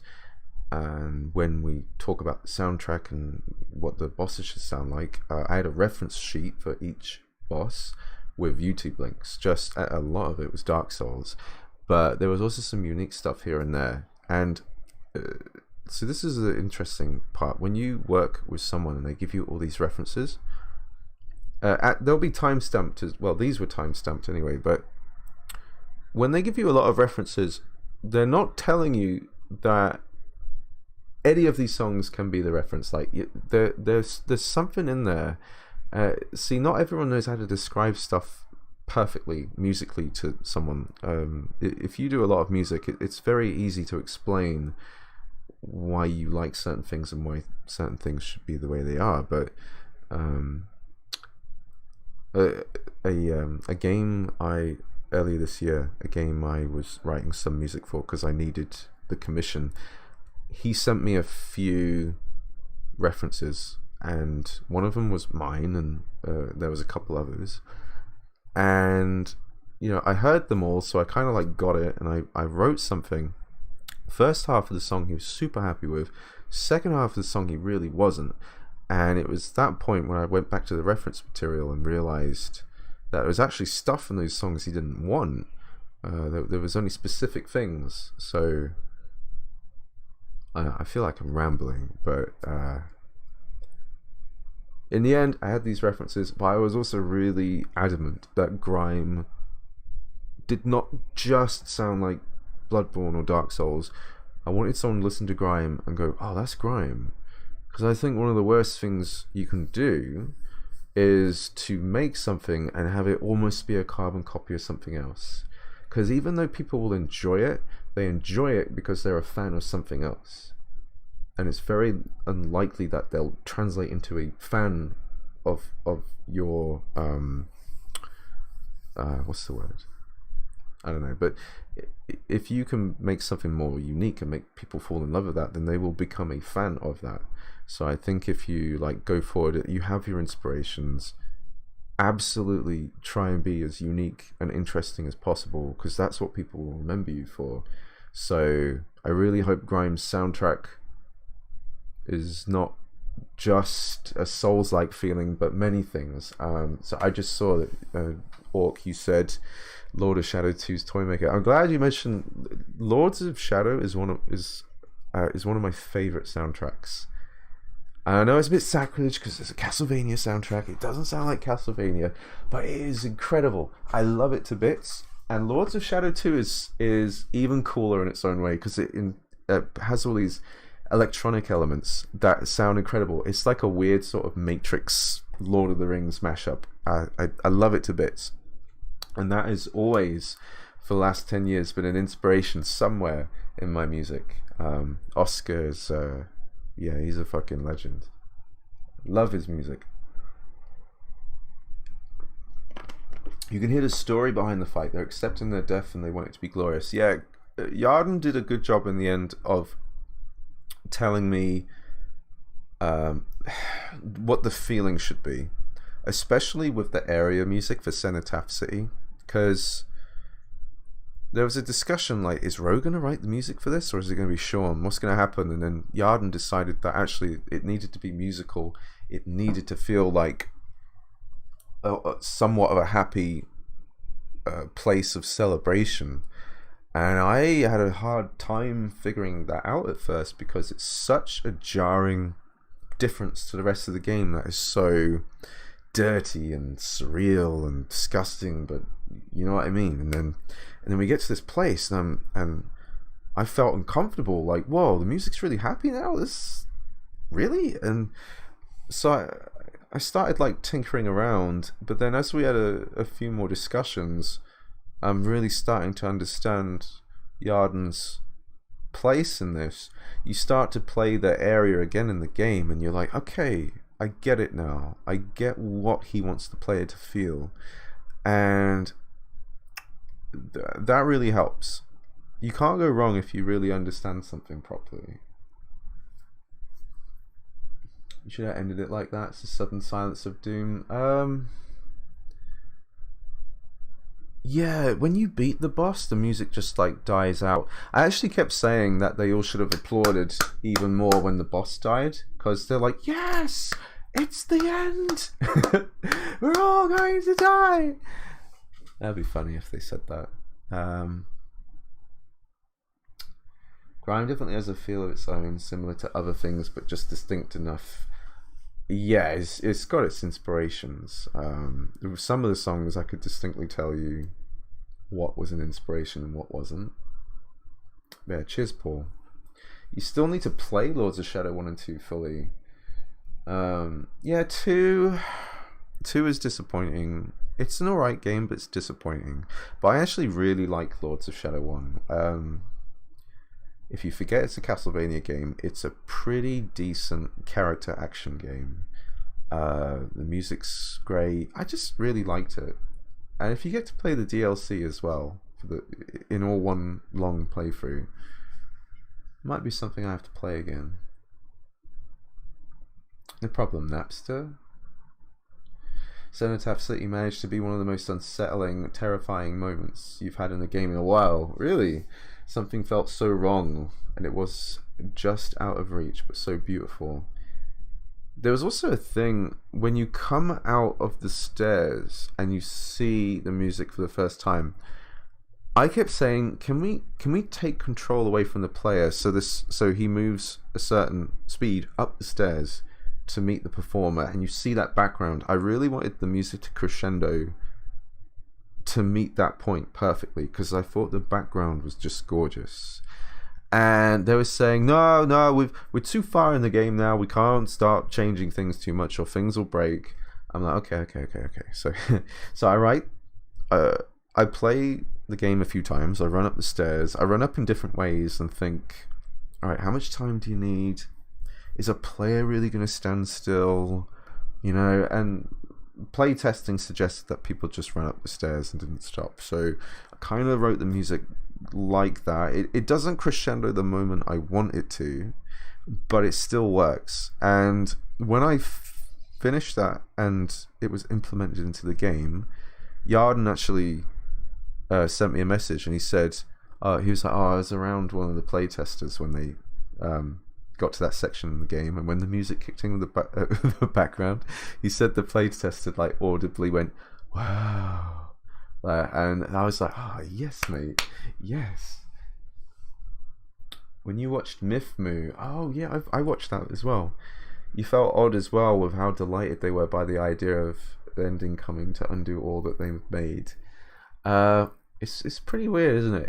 It's a tough concept to wrestle, but it's an interesting one, because you've accepted your fate that you're gonna die, but you've decided that the only way you can live on is through the memory of the destroyer.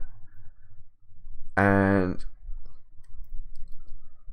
it's like they haven't exactly challenged him. They know they're gonna lose. They want to give him a battle to remember, and I guess they do, because he's a pretty tough boss. And you know what would be funny? I never thought about this. It would be funny if the performer remarked on how many times he beat you, because your body gets destroyed and the black hole, goes back to the surrogate, your body reforms and you go back and fight. So it'd be funny if it's like, that was a good battle, yes. We managed to beat you 37 times, but alas, we couldn't beat you anymore. Take us! And then the thing happens. That was fun to score to as well, where everything gets destroyed. Okay, so what do it's weird going through these songs. I remember initially wanting to start off with a harpsichord. I think this is how I started the song. But there's 2 songs that use harpsichord in the soundtrack, and one of the main reasons I used it is because like I bought it cheap. I was like, this sounds great, and I thought like, when am I going to use this? So I basically used the harpsichord because I didn't want to waste my money on it. Yeah, Dormammu, exactly. Hey Phoenix, you love content. Thank you for blessing us with gracious skill, good sir. Hey, thank you for it. It means nothing unless you guys enjoy it too. So thank you. Eldritch in a way, humans generally want to be remembered, hold on to existence, and the coda to you seem like they oppose that very notion of living on even in memory. The kind of I'm trying to think when that kind of thinking was like interesting to me. I remember it was it was quite a prominent thing in Metal Gear Solid 2. Yeah, it's interesting. You hadn't considered yet? I mean, it's kind of what they straight up plain tell you. They're happy to die if they live on in the memory of the destroyer, basically. But it's a tough boss, but the performer tries to make you look good. Notice that when parrying him, he bows and doesn't try to counter attacks like that. Yeah, it's I mean, it's a performance. Yeah, even I don't notice it. I was watching one of the streams, and for some reason was like, dude, this game is so good. There's a spotlight on the performer, and when he goes past like the podium in the middle, it lights it up. I was like, oh, I didn't notice that. That's weird. That's cool though.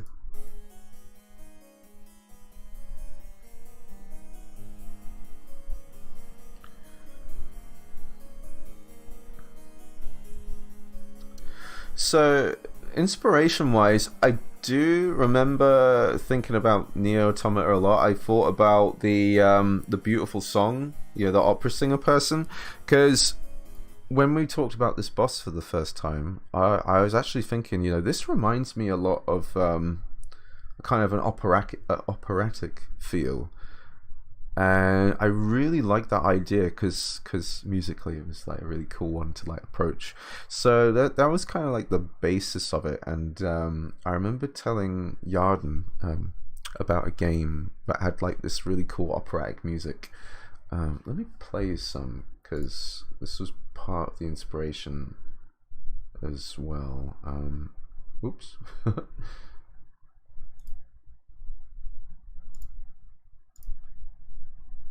Oh, okay. So, wait. Now I gotta remember the name. It's called. This game was released on the Wii. It is called Pandora's Tower. It's a really cool game that is also like kind of a waifu dating thing. You go in these towers to collect like these hearts, and then you got to give the hearts to this girl you love who is becoming a demon, but she has to eat the hearts to not become a demon. But it was kind of a cool game. I'm trying to find.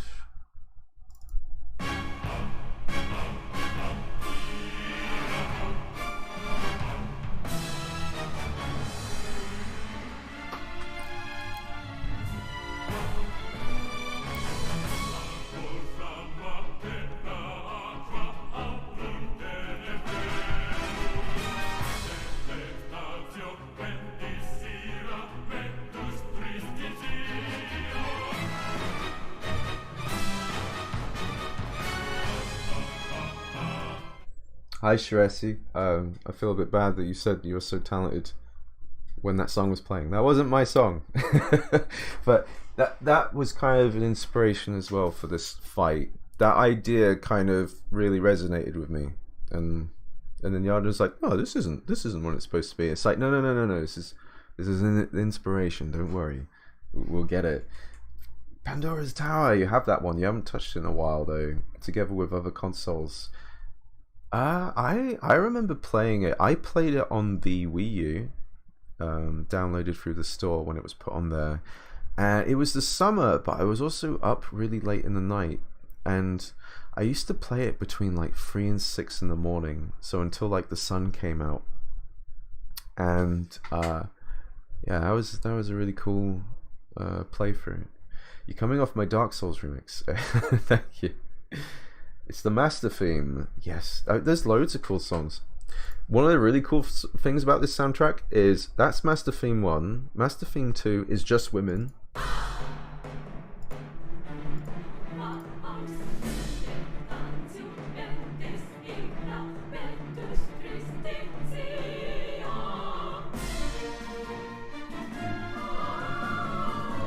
And then the final master theme combines the men and the women.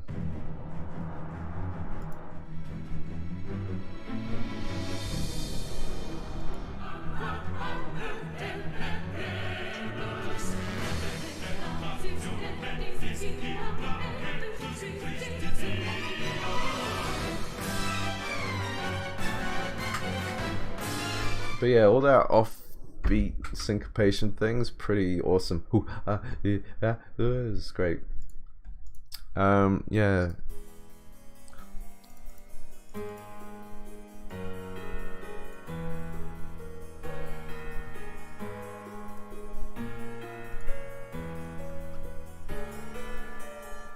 It was also nice to use drums in these songs.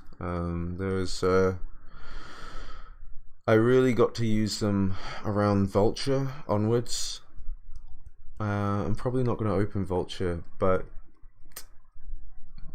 for Vulture, the area music was finished first, and Sean had decided to put like this bongo in as a percussive element that was like unique to that area, and I really liked that idea.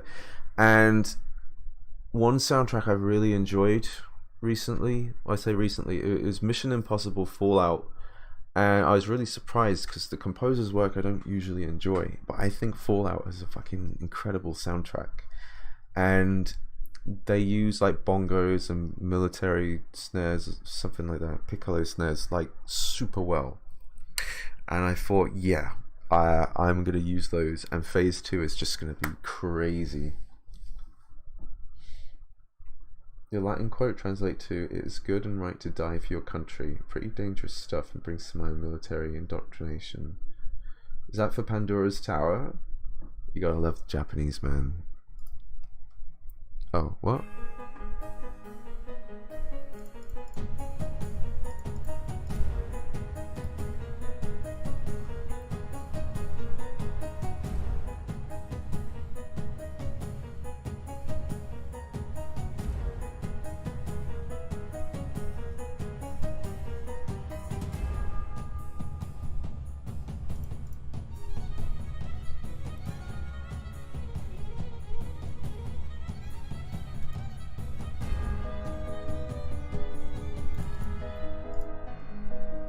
It's fun hearing this stuff. Thank you, Flavy.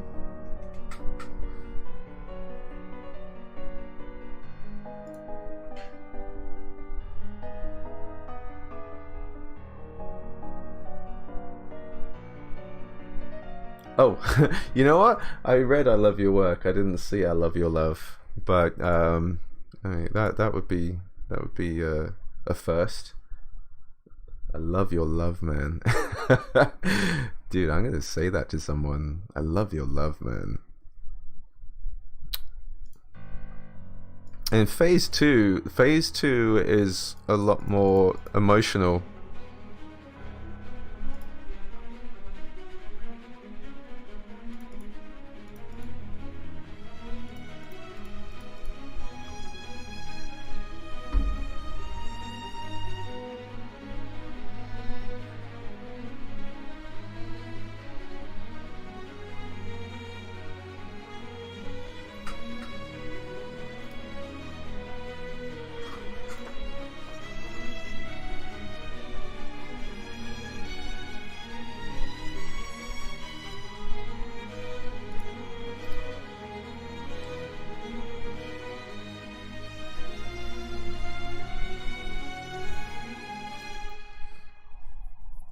You know, I didn't talk about FX channels, but I pretty much put most stuff on their own FX channel with some simple parametric EQ just to sort of change some of the frequencies, and then a reverb to just give it a bit more space.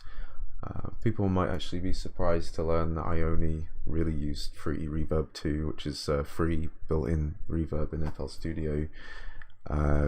Whereas a lot of composers actually use like really expensive reverbs, and I do have some other reverbs. I have a reverb section here. Black Hole is a gorgeous reverb that I don't want to open it just now, but I might be able to demonstrate that later. I was gonna say, I don't know if Jeff Plays Guitar is still here, but I freaking love Spikaro violins. I really love all of Strings shorts. I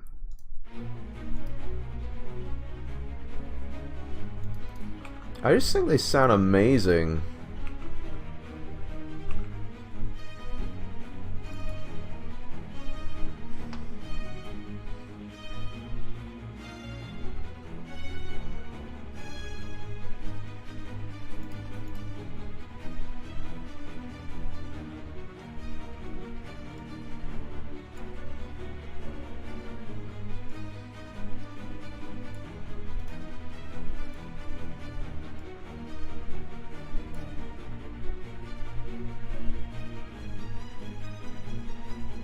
I've played around some different violin shorts. There's loads of companies that, you know, do different kinds. I've played around with some. I remember trying out.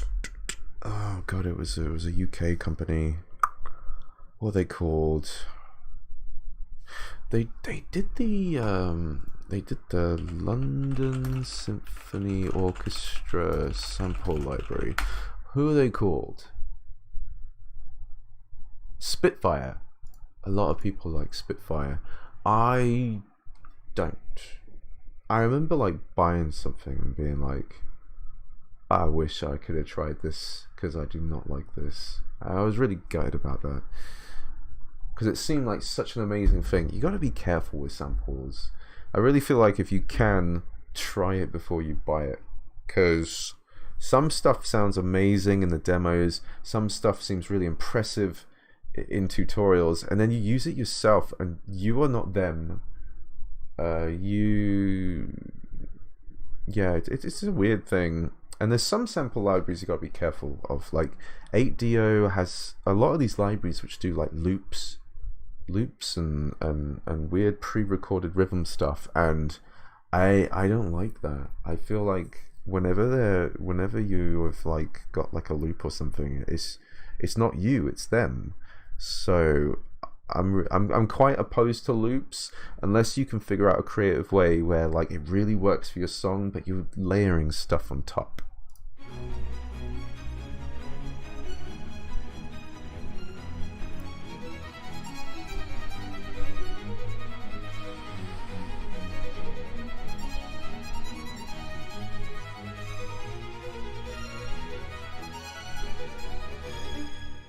I suppose people should really hear the choirs in this song, because this is one of the more prominent songs with the choir.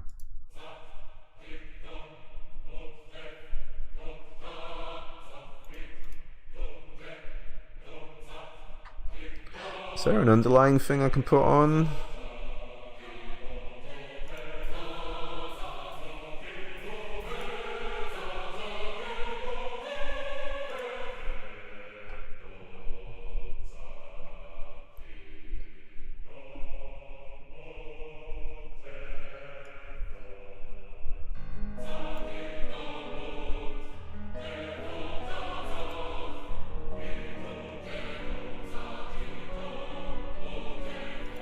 As I hear this now, the attacks sound slightly, ever so slightly, like they could be a little bit before, but when everything's together it doesn't really feel like that's a problem.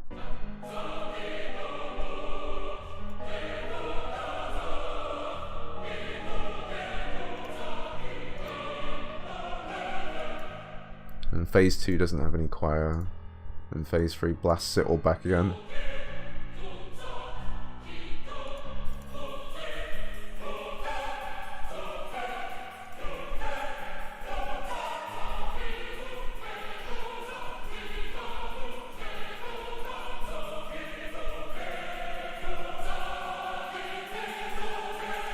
So I didn't explain this before, but with Oceania 2, I set it up in my template. So I've labeled it here: main C5, main C4, rises and whispers.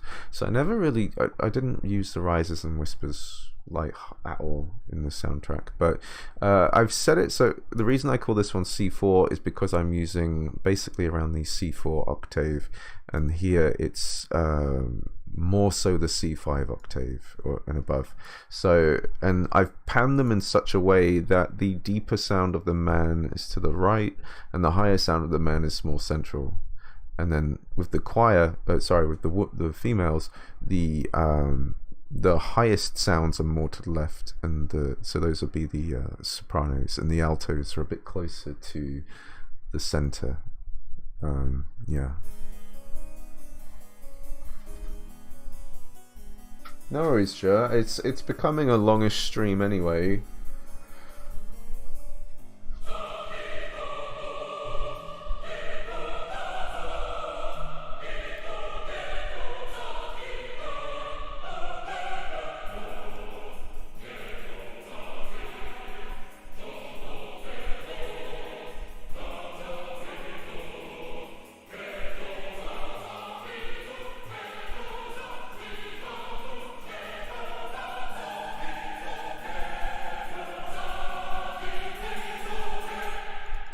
These women at the top here,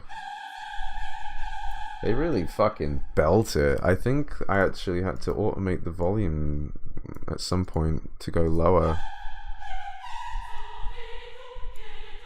I should say, sometimes I go back to these songs and I discover, like, I've not done something of the automation, and I'm like, oops, I forgot to do that. Hey, no worries, Orc. Backflips out the window. Damn, in and out. Fashionable guy. Do I professionally do music for games? Well, yes. Now, yeah, just basically say yeah. I will continue to keep writing music for games, and it's going well. I'm looking forward to the next projects. I don't see it slowing down or getting worse. I'll keep pushing for bigger projects and things I care about more. I'd love to work with the Grime guys more too. I never really explained before. Let me think about an instrument here.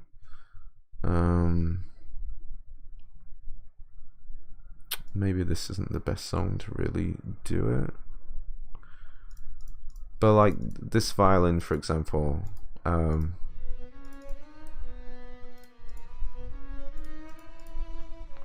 actually, I remember not having to play around with the dynamics too much in this song, just because it was just a fairly loud song. And this violin, for example, is mostly staccato. No, it's not. No, that's legato. Is that meant to be legato? No, it's not. And this violin, I've set it up so I have modulation,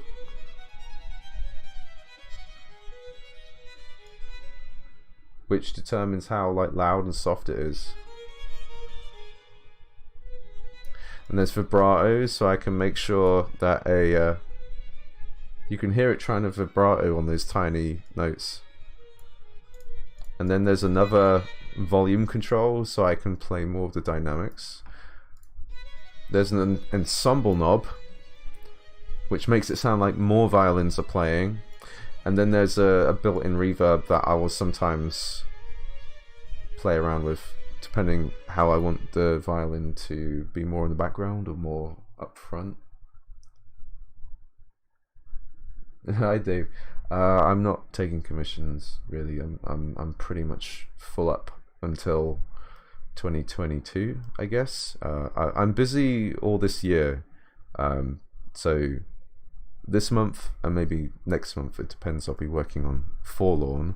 Then I'll be working on albums until I have to work on the Iron Oath near Christmas, and then I'm not really I'm not exactly too sure what I'm starting next year, because there's some maybes and there's also some potential like avenues I could go down. So I'm really trying to think. I don't know. I was bummed out because one of the artists for Grime actually asked me. She's like, "Oh, bro, you did such a good job. I was wondering if you could do a song for my Twitch channel." I was like, "Oh, I'm so sorry. Like, you're wonderful, but I'm honestly just starting the next projects." How did I learn to write multiple counterpoint melodies that work well together? Did you get it right first try? No. I mean, you know, it's like years of experience. I mean, I have like all these old songs which are so basic, and obviously I learned more down the line. You gotta run, Jeff. You catch the rest of this later. It's not gonna go on too long. Thanks a lot for hanging out, man. Hopefully we chat again sometime. You're a pretty cool guy. Yeah, have a good one. Puts the trampoline under the window. How am I so creative with music? It's just a lot of experience, really. I don't know. I mean, it comes, I guess, from a background of just a lot of music in my life. I love video game music. It's pretty much all I listen to. I know there's all sorts I listen to, but I love video game music, and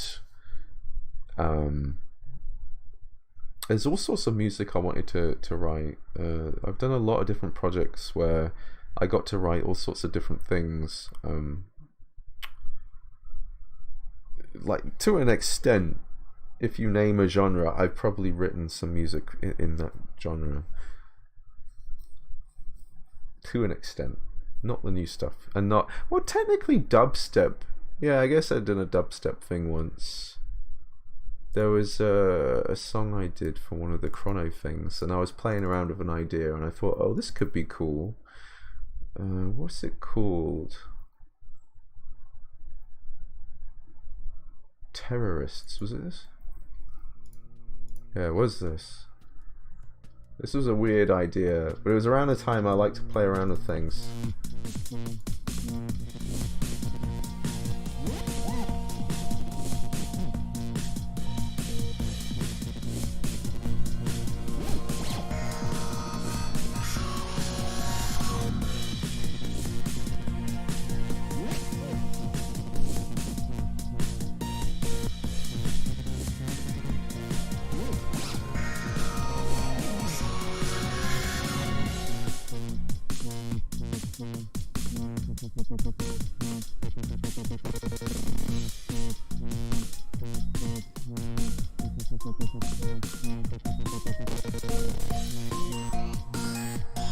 That's such a weird song because it's like the LFOs aren't even done super well, but it's enjoyable and yeah, weird song. Do I have recommendations for resources for learning to write better percussion?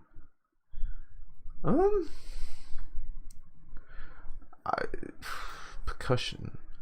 Well, if you were to say a drum kit's like a different thing because you're trying to write like a beat with all different elements.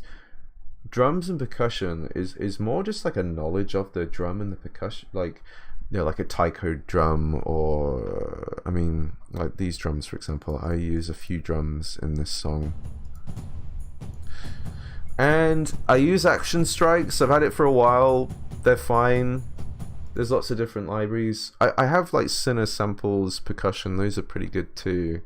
But I was just pretty happy with action strikes. And it's just like, it's just rhythm. And rhythm is like so important in figuring out the direction of the song, you know? You're saying idiomorphic became the theme for one of your D&D campaigns? Nice. That was a fun song. It doesn't really fit in the album at all, but I kind of like modeled that after my first Strings of Time album. She's nearly 10 years old. But yeah, this giant drum, so...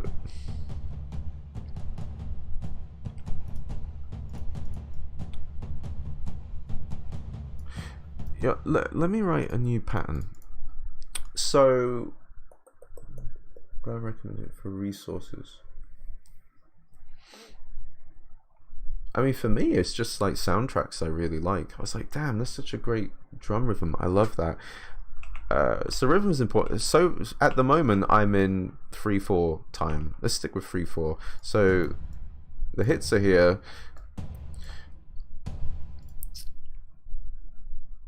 You know, the important part is the rhythm and the dynamic. So I can make the velocity really low rather. And this is just an on the beat.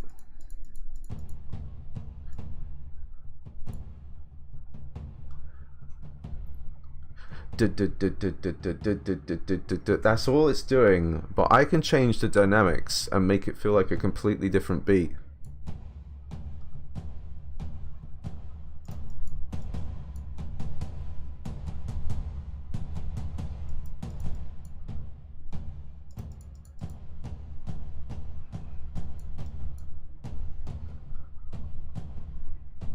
And then what if I want to use triplets?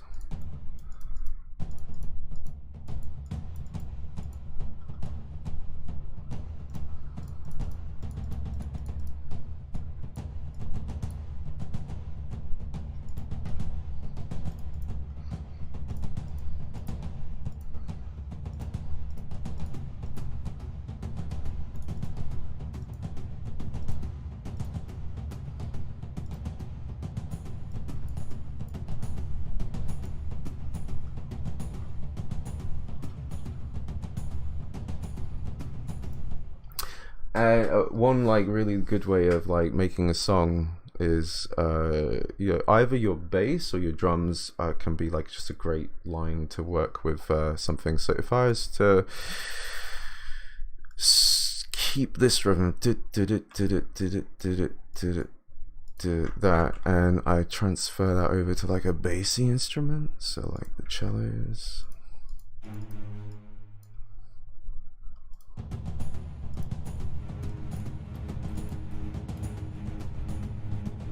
Oh wait, that sounds awful.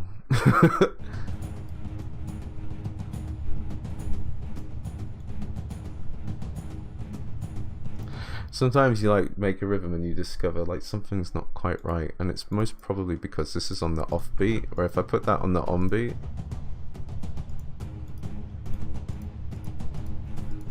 So now it sounds better. I have to change like the dynamics of this.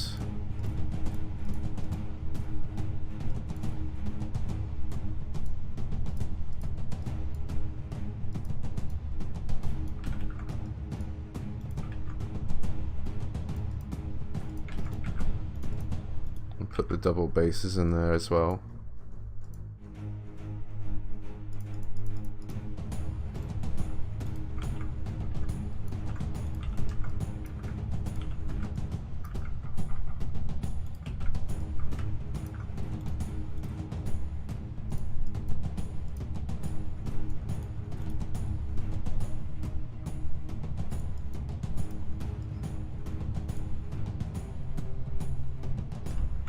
Don't know what I'm doing.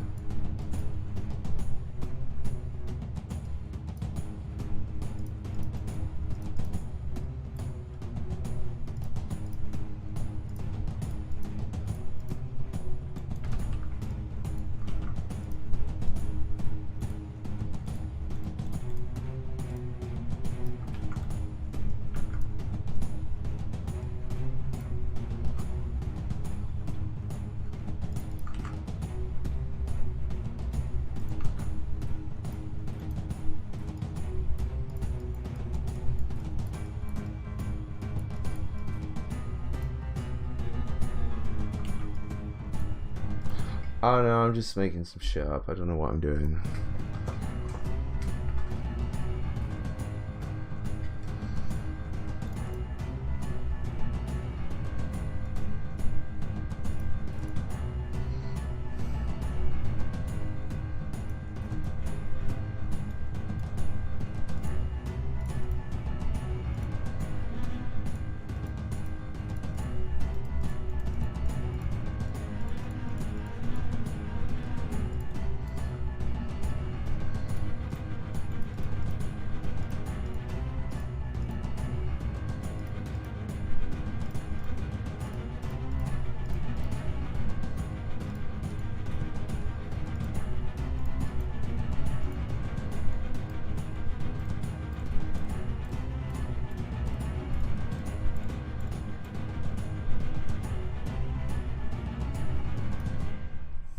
Without any spoilers, can you talk about your next project?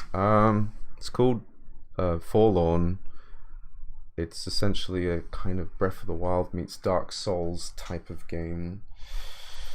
And we've talked a little bit about it. I've said I'm going to start it next week after my birthday, so a week and a half, and we're going to chat because I want to try and get the fundamentals down. Like, what is the sound? What are we going to try and achieve? How are we going to implement the music? You know, because when you write music, you need to, for a game, you need to know if it's going to be like how it's introduced, how it's layered in, and you know how it works with the game mechanics. This is wonderful to watch. Is it, Sam?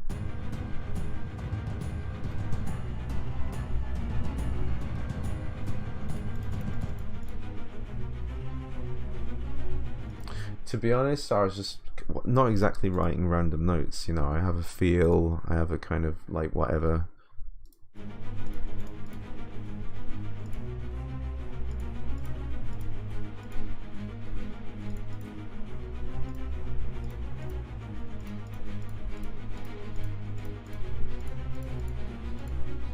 Ew.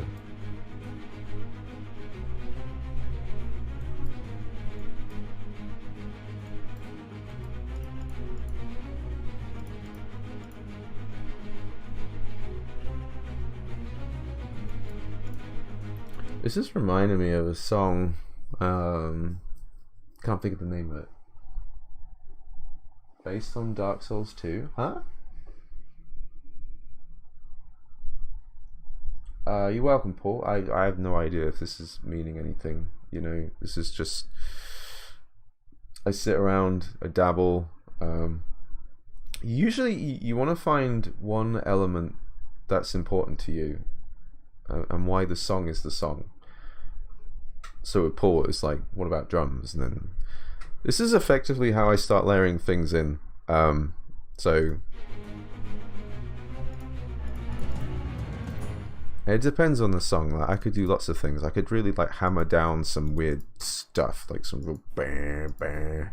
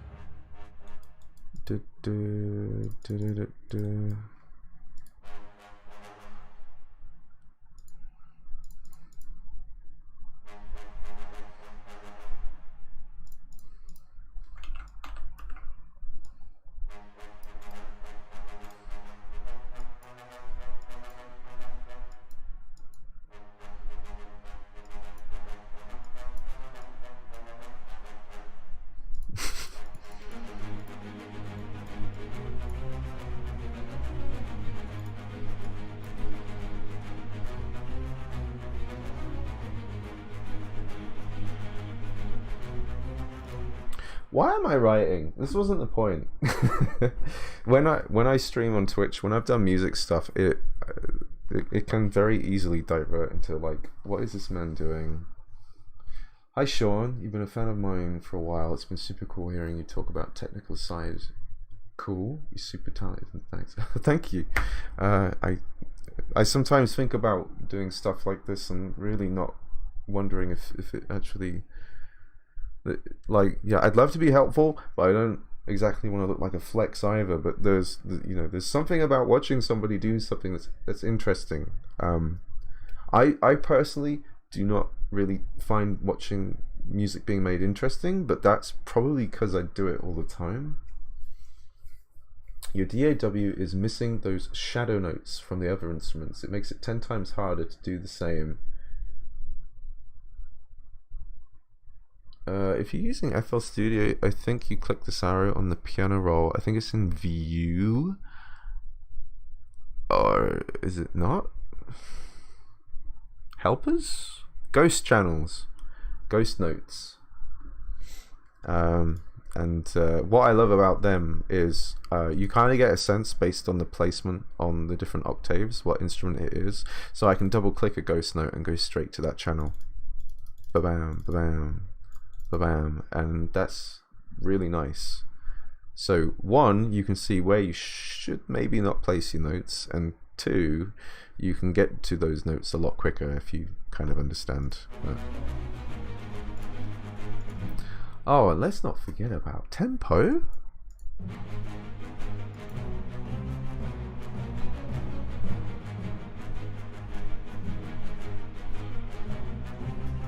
Make it a bit slower. It's all important, you know. Sound is like, I like to think of sound as life. If there's sound in the universe, there is life. And the way that sound travels is through time. The way you manipulate sound across time is art. Wow, that sounded profound as fuck, Alex. Well done. Snabubula's probably heard me say some really weird shit in the past, like profound shit, like, dude, is my next project based on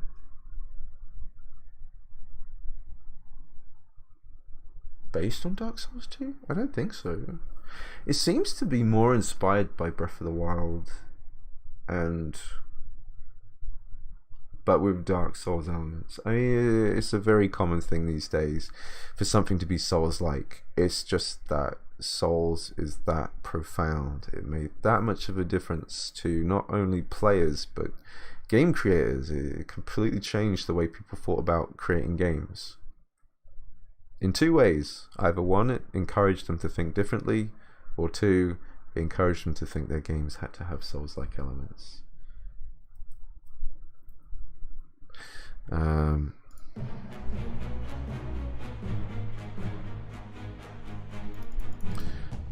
But you know, tempo is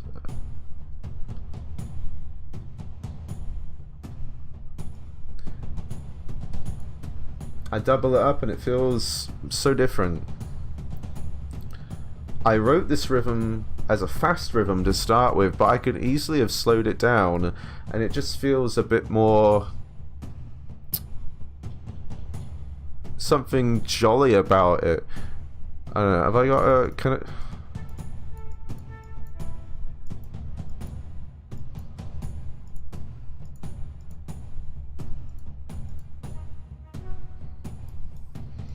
I don't know if that's a good instrument to play with.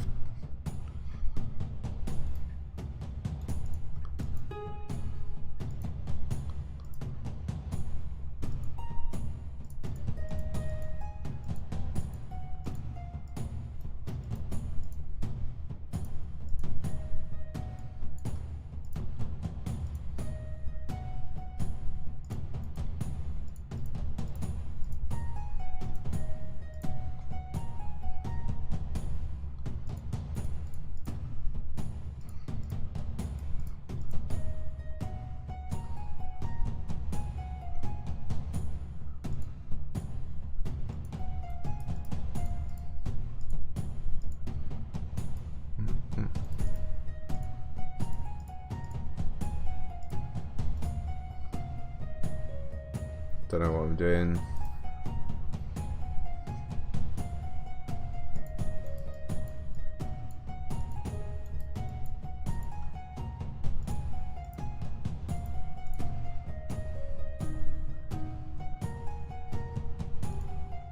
Oh. Whoopsie.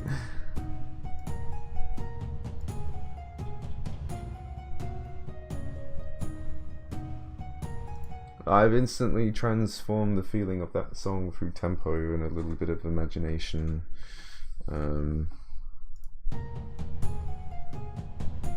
But what does that sound like doubled up again?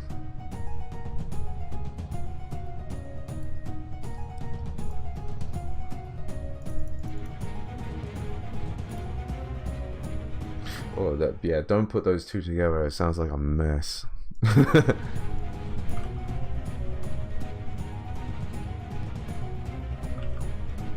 But I was essentially creating two songs at the same time now. Let me look at my bullet point thing. Have a look at a title track. No. Yeah, anybody here that wants to just have a look at one other song in the soundtrack, because that's all I've really got time for. I don't know. There might be one song here that is important to someone that they might want to see.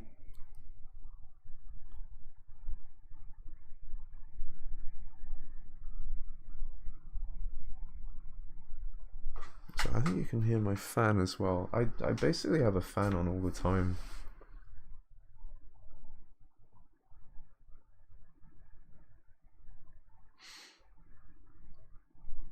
Don't know. This is one of those things where, like, when I finish the stream, I'll think like, what the hell did I just do? Was that even worth it? Should put the face back on for a moment. Hello.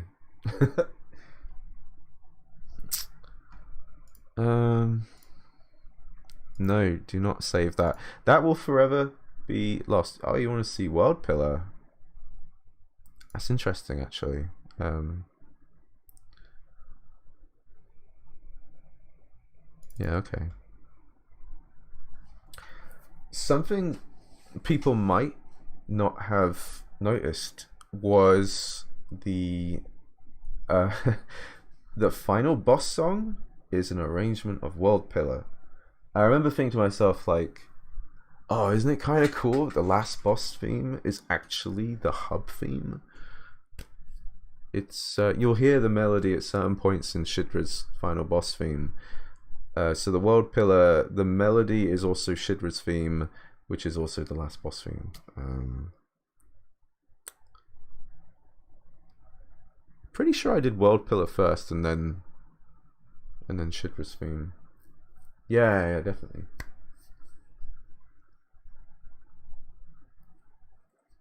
Oh, thank you, Antoine. It's gonna take a little while to load, as usual, but it's not like the old days when I would sometimes wait up to 20 minutes for a project to load. Christ. I'd have to, if I thought about writing a song, I'd have to plan something to do before writing that song. I come back, it's loaded 20 minutes later. Now I have like PCI SSDs, which just make this so much easier.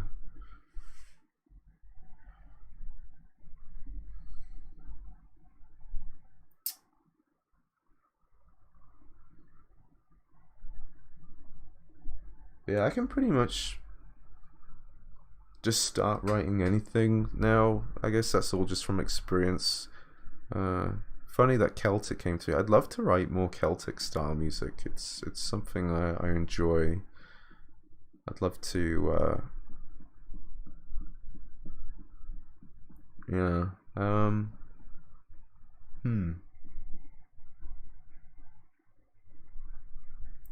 Man, I have such a normal sleep pattern lately.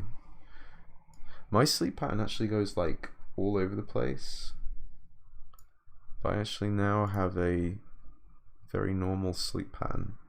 Wait, is this all loaded? No. Okay. Thanks for the stream. You're welcome, Zach. I'm glad you enjoyed it. I don't know if that was your way of saying goodbye. It felt like a goodbye. Goodbye forever, Zach. Thank you, though.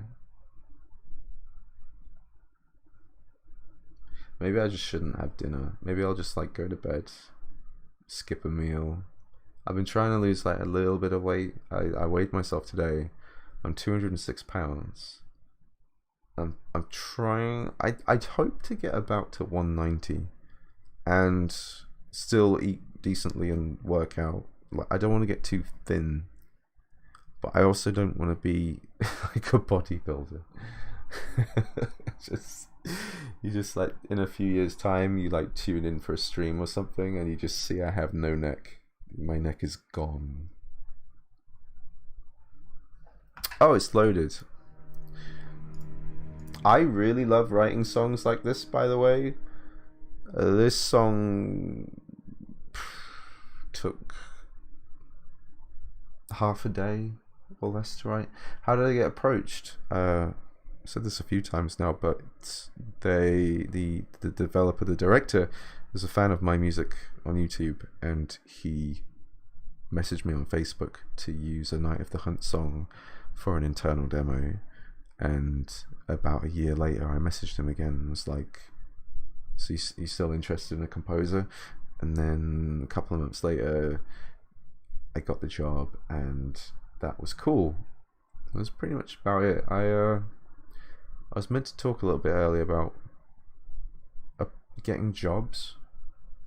I've been pretty lucky that most of my jobs, they've come to me. The Iron Oath guys emailed me. I get emails from different people. Some emails are just hopeful people, like, I'm really hoping to start a game and I'd love you to work for me, and it's really appreciated, but like you know, I have to make money. Oh, don't worry man, it's fine. It's not a long answer anyway, but yeah, so some hopeful people, some people that say like they've done this and that, but they're looking to hire me and so date, and I'm like, that's really great too, but I can't just say, yep, let's set up a date in 6 months, because I need to, like, you know, I don't know, it's just weird. You just, it depends really. But then every now and then you get like a kind of job where you go, oh wow, that looks really good, and they're just like really interested in getting the ball rolling, and which is awesome. In half a day. I've always been a fairly quick writer. I really don't like spending longer than a few days on a song. Chances are, if I have not finished the song within a week, I will probably drop it, because I just don't like sitting and thinking on a song too long. But what I will say to people who want to write music is finish your songs. Finish as much as you can. Finish your songs, because every part of that song is experience. If you're the kind of person that comes up with an idea and you never see it through and you never write an ending, well, guess what? One day you'll start writing a song and you won't know how to end it. That will suck. If you don't know how to write endings, you don't know how to write songs. You have to know the whole thing. So finish your songs, even if it's bad, right? Because you just accept it and move on. You learn to do more. There's definitely songs when I started out where certain areas were bad. The ends definitely could have been bad, but you get used to it and you think, you know, your mind changes, and you're like, you know, for some people that like, you want people to stay to the end of the song, and then the end of the song might be so memorable that it makes you want to hear the whole song again. Like, a satisfying ending is very memorable, and it gives you a warm feeling and you want to come back. Like a video game, a movie, you know. You found me through the Abyss Watchers thing, thinking, oh great, another trash EDM dubstep. Yeah, a lot of people said that, but ended up being something incredible. Thank you. That was one of those weird remixes where I didn't think about it too much. I finished it very quickly, and I thought that people wouldn't really like it because I didn't spend a lot of time on it, and I liked the idea. I also thought that bringing in Artorias' theme was a good choice, and then that remix just took off. It's just like my #1 remix in Spotify. That song pays the bills to a certain extent. Have you ever had someone commission you per song? Yeah, I have a rate. What technically I'd say what technically happens at the beginning of a project is they ask for a rate, I should talk about this actually because you should absolutely have a rate and a rate. Sorry, I'm British. I don't pronounce my T's. You have your rate if you ever work for like a bigger company, say like you worked for EA, you absolutely should have a rate, and it should absolutely be really good because one, they can pay it, and two, you deserve it, right? Especially if you're good. But a rate is a difficult thing for indies, and I think I feel like part of my job as a composer when talking to indies is to really let them be at ease. I want the employment part for them to be as easy as possible, because it's such a headache to tackle such a big project when business is far from your mind. So when I talk with a developer, I'll say I have a rate, but I understand this is a really hard thing for you, so I want to make it as easy as possible. So there is a rate, but to be honest, I'm happy to work if I have like a whole game. If you're planning to do Kickstarter or a way of getting funds, maybe we'll work out a deal, like for a cheaper rate for all the songs together. Just things like that. Just make it as easy as possible for them, but not bending over backwards for yourself. And another thing is, so I mentioned earlier with Grime that this was a buyout contract, so I don't have copyright of the music. I think it's the publisher. I'm not exactly sure. I forget. But when you have buyout, essentially most people charge double the rate for a buyout because they're taking your music and they're keeping it. Typically with indies, my rate means that I keep the copyright, and that's another confusing thing as well. You have to explain, like, don't worry, it's for your game, it's exclusively licensed. The only thing this means is that if I sell the soundtrack, I keep profits. And it's a nice thing to have, especially in my position where I have people that buy my albums from Bandcamp. So for me, having copyright of the soundtrack is quite an important thing in some ways. So when the Iron Oath comes out, for example, I own the copyright, and if that game does well, there's a chance that the soundtrack will do well, and that means that I potentially have a way of earning more money than just the rate I had, which was probably made cheaper anyway. I know I made a deal with the Iron Oath guys because I really wanted that job, and I was happy. We worked something out that worked for both of us. Hey Hydraulic, thank you very much. Do I usually consume to product to help you produce? Of course, yeah, of course I played Grime. I pretty much played all of Grime before I really started a majority of the soundtrack. In the past, when I've worked on things, I've never really had the chance to play and tinker around. It super helps because it really allows you to really put your imagination into the game, and there's something different about playing it. The feel, you get more of a vibe of what ideas actually aren't gonna work. Let me play this.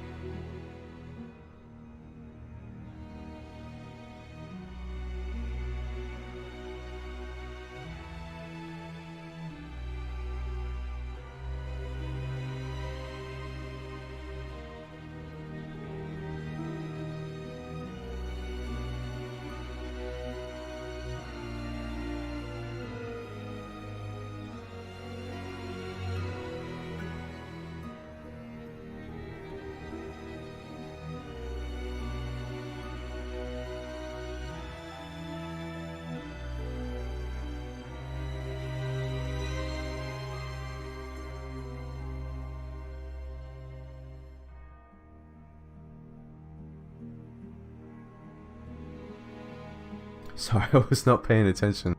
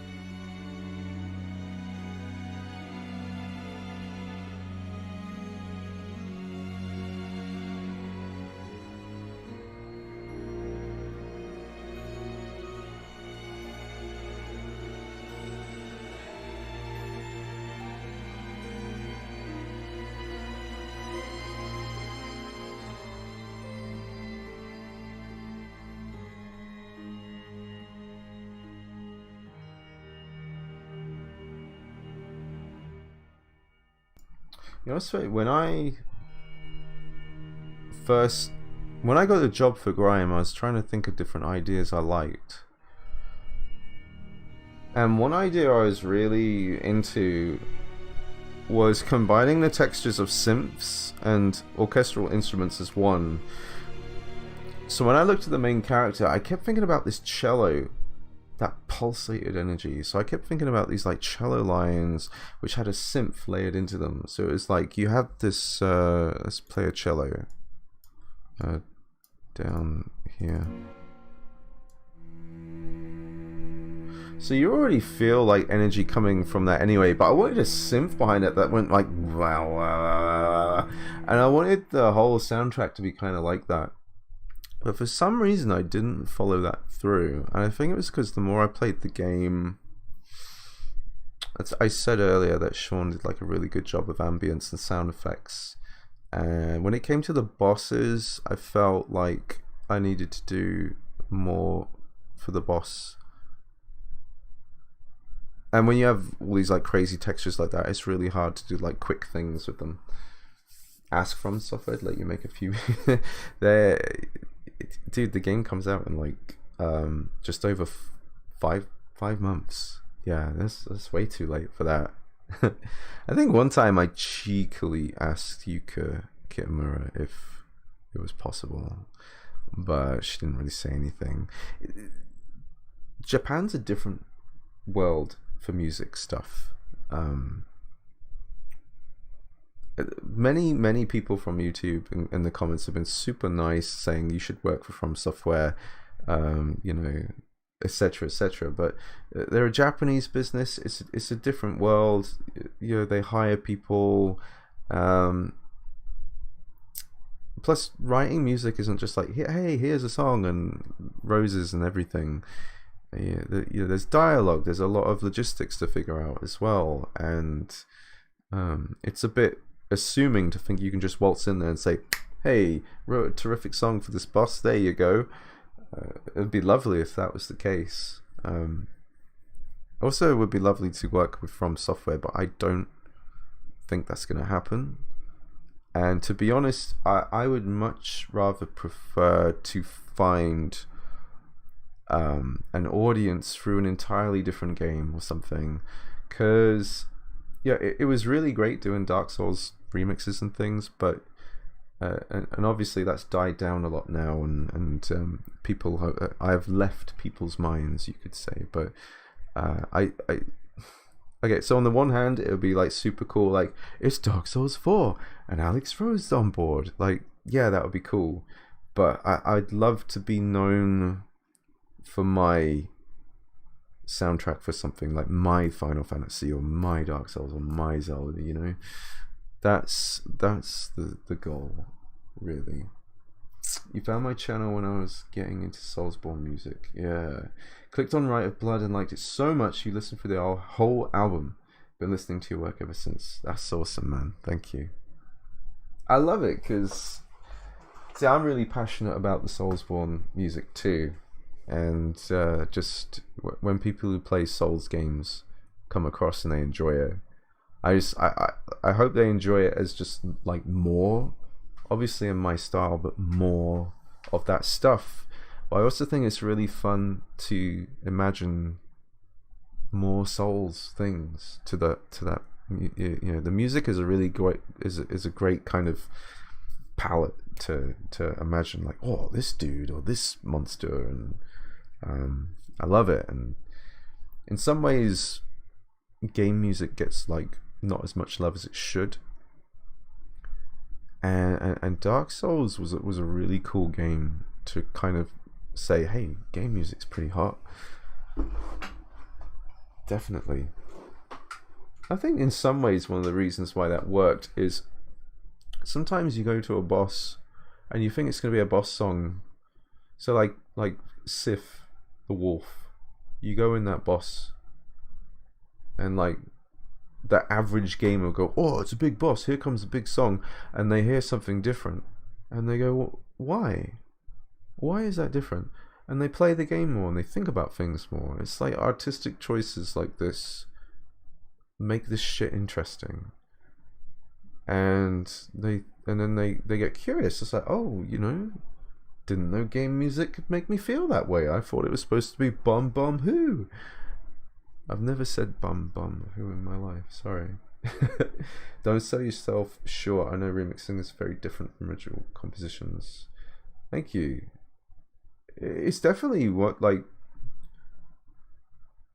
I'm super humbled that the remixes I've done and stuff managed to create such a following in the first place, because usually remix music is just like a been and gone affair.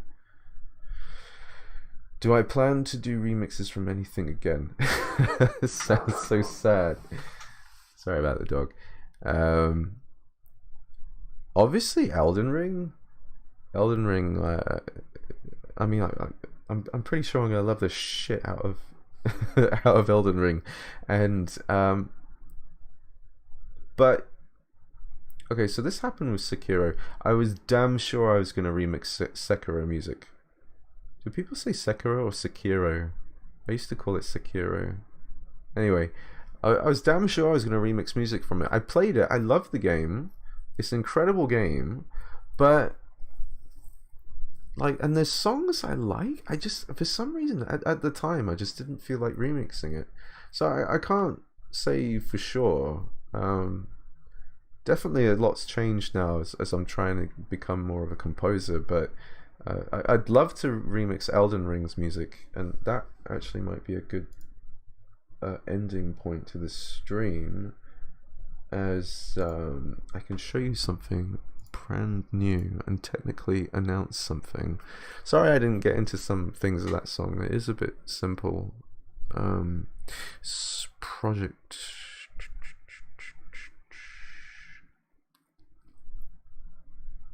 Wait, what? Oh, okay. I didn't make a folder yet. So seems like the in vogue thing is to put the emphasis on the first syllable. Sekiro. Well, that's the thing about the Japanese, isn't it? Every syllable is like 2 letters. Sekiro. Have I ever heard a song and thought to yourself, I can't remix this, it's perfect? I don't think that's... I try to tell people that my remixes aren't trying to replace something or be better. It's just different. It's more, it comes from a place of love, and you're just trying to show everyone that you really like the song and you want to do something with it, basically. It's weird when people dislike that or find it offensive, because they can just fuck off. Like, just go away. You'll never have to think about this again. It's nothing, you know. Kitamura used a lot of powerful drums in the Elden Ring trailer, and you changed. Yeah, that is true. I mean, there's a lot of drums in Sekiro, so maybe she was inspired by that. It's definitely a lot more fun to start adding drums. Definitely. I know the Iron Oath I use drums a fair amount, but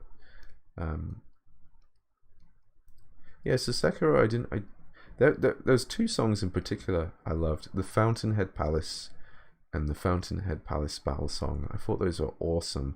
I did actually once write down the notes, the musical notes, and then I was thinking about how can I remix this. I just didn't want to.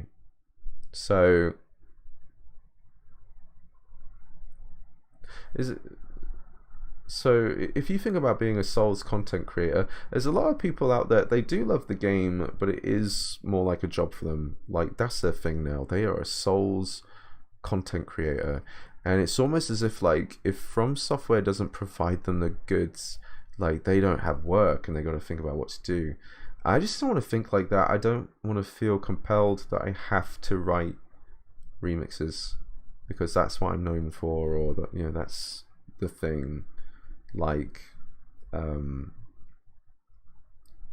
maybe it's a been and gone thing. I've done a lot of remixing in my life, and I'd love to be all about the writing the original music. Maybe people will remix Grime. That would be fantastic. Cover it in some way. What are my opinions? Is it opinions of Dark Souls 2's music? Don't know. I guess this will be shocking to some people, but I'm not a huge fan of Motoi Sakuraba's Dark Souls music. Like, Dark Souls 1 has some great things, but I feel like the reason why those are great things is because they must have been heavily inspired by Demon Souls. So, and I feel like the best tracks in Dark Souls 1 were because of ideas in Demon Souls. And then Dark Souls 2, even I actually used to say a couple of the tracks I liked, I didn't know they were Kitamura's tracks, but they were Kitamura's tracks. And then you get to Dark Souls 3, and that's when I really feel like I was like, ooh, some of this music's gorgeous, and Kitamura, she's awesome. I'm so glad to like call her a friend. I really hope that if I go to Japan someday that I meet her and we just hang out and chat as friends. I think she'd be up for that.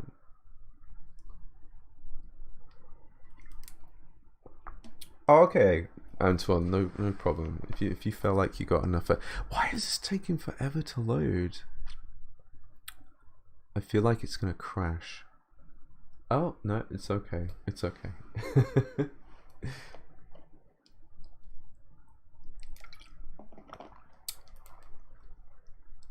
I guess sometimes there's a song.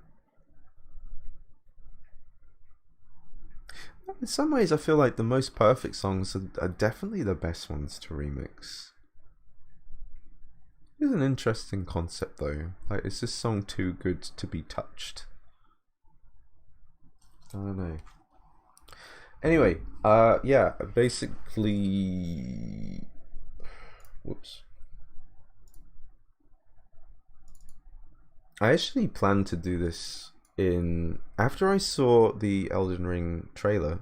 I did the Elden Ring song.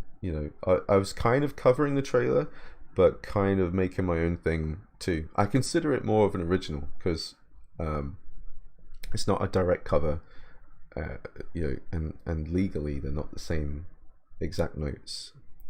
I mean, if that song isn't original, then there's a song in Final Fantasy 15. It sounds exactly like Skyrim, but somehow they got away with it. It's so weird to me.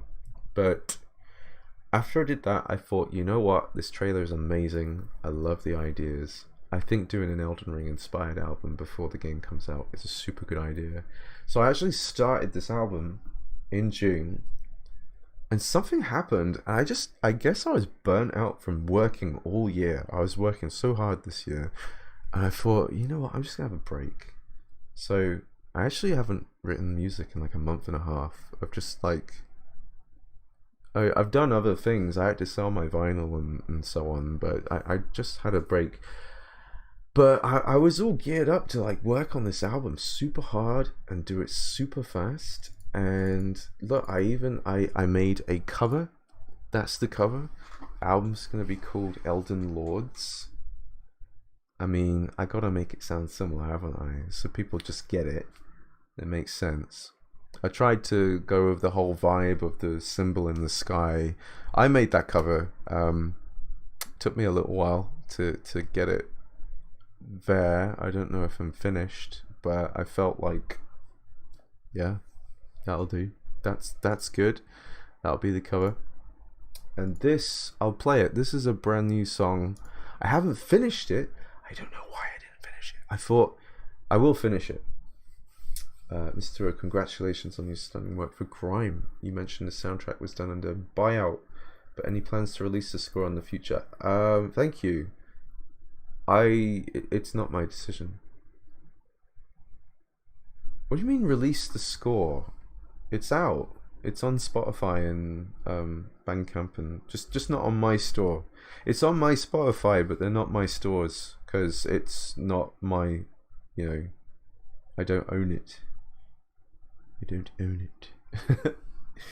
Let me play this. So the idea of this was, I've just called it Valkyrie for now.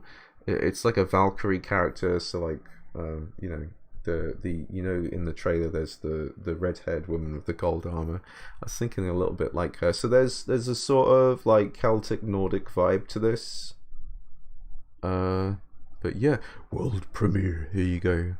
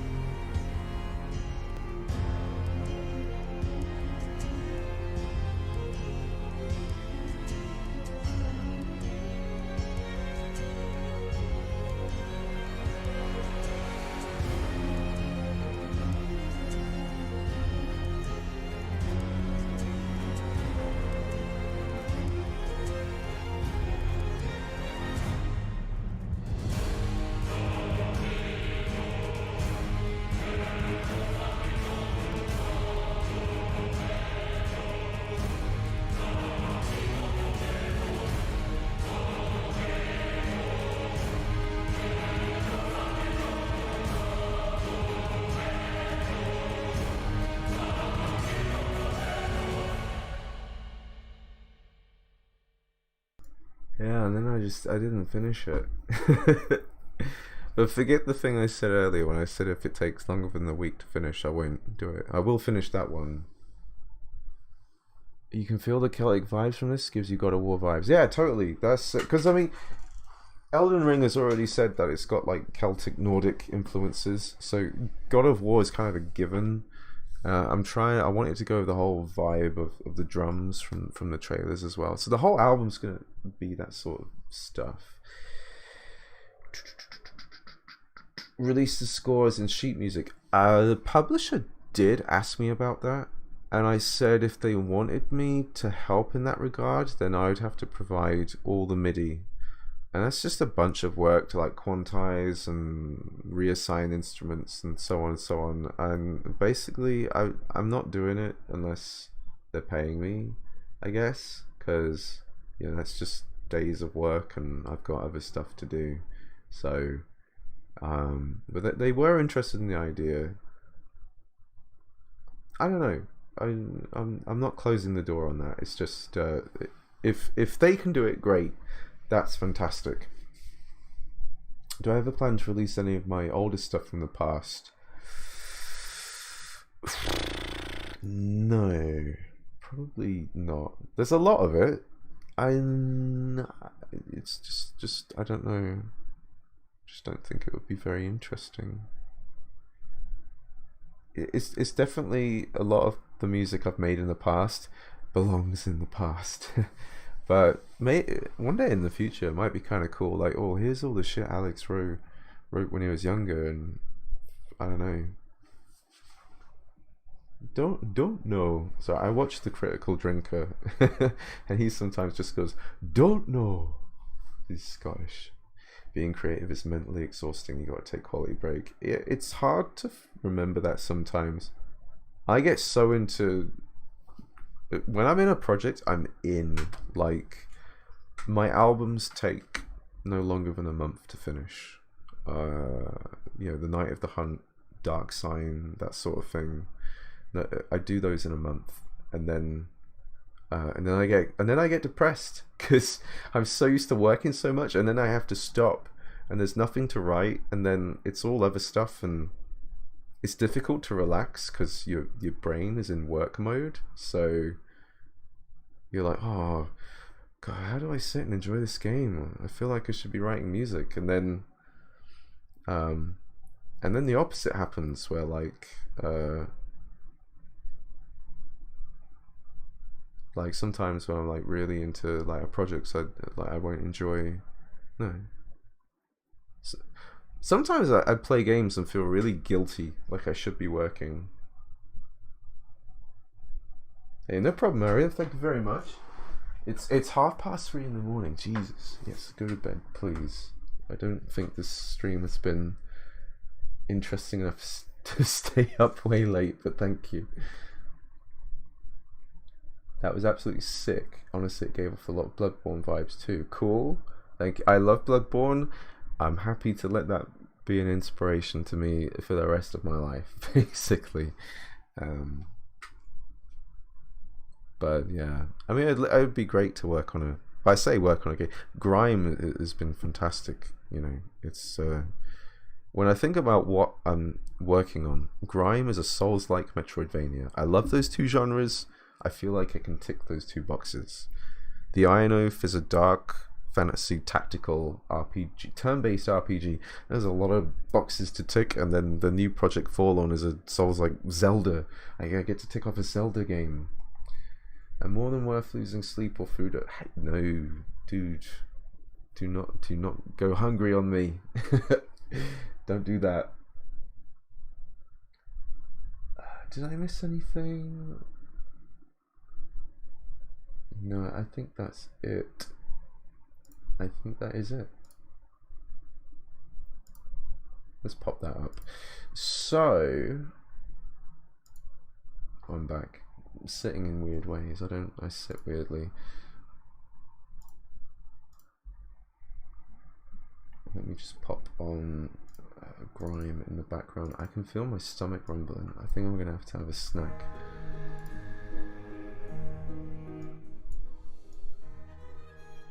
By the way, I always secretly try to write a waltz that is better than Dance of the Blood Drunk. Everyone loved that friggin' waltz, and I didn't think they would, and they did. So then I come on to a new project, and I'm like, oh, I get to write another waltz. Maybe this will be the one that beats Dance of the Blood Drunk, but you know what? I'll play that. Fuck it. Sorry. I used to apologize a lot for swearing.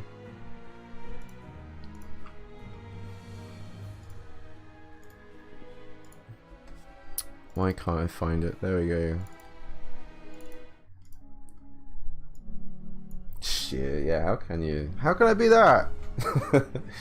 There's something about Night of the Hunt, which was such a fucking vibe. I loved writing this. I can't even really remember it. It was just a haze of me, like, reaching this new level of composition, like, more professional sound, and just loving the fuck out of Bloodborne. Can they please bring that to PC in 4K with ridiculous frames?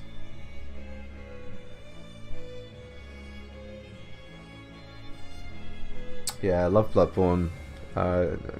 Now I feel like I want to play it again. And then imagine if it comes to the PC, right? Imagine it comes to the PC. Next year, you got a Steam Deck. You got a Steam Deck with Bloodborne and Elden Ring on it. On the go. This track is absolutely frightening. Gives you goosebumps every time. Dance of the Blood Drunk was awesome. Made me think of the ballroom scene in the bar. Yeah, I loved those ideas. It was so fun to think of new ideas for Bloodborne. Speaking of Dance of the Blood Drunk, that was the song that made you find this channel. Yeah, Tony. It's good to pick your brain and chat with the creator you have a lot of respect for. Thank you. Looking forward to whatever you're working on next. See you, dude. Have a good night. Yeah, stuff will be coming. Lucian the Devout Spartan and Absorb are your absolute favourites. Absorb as well. I'm chuffed. I wanted people to like Absorb. Yo, I think I might end the stream on this song. Thank you everyone for coming. It's been cool. I hope that was better than I think it was. And I don't know when I'll get to do something like this again, but I hope to release more content soon, and have a good one. See you later.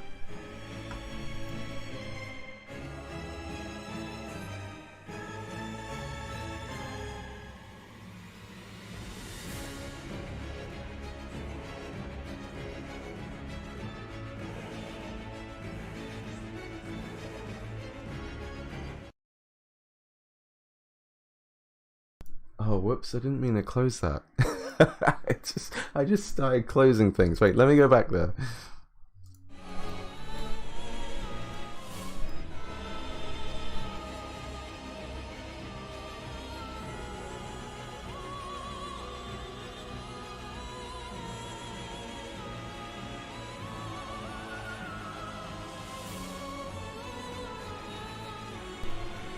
Sorry, Namhart. The video will be here to watch afterwards. Thank you for coming though. I'll see you later.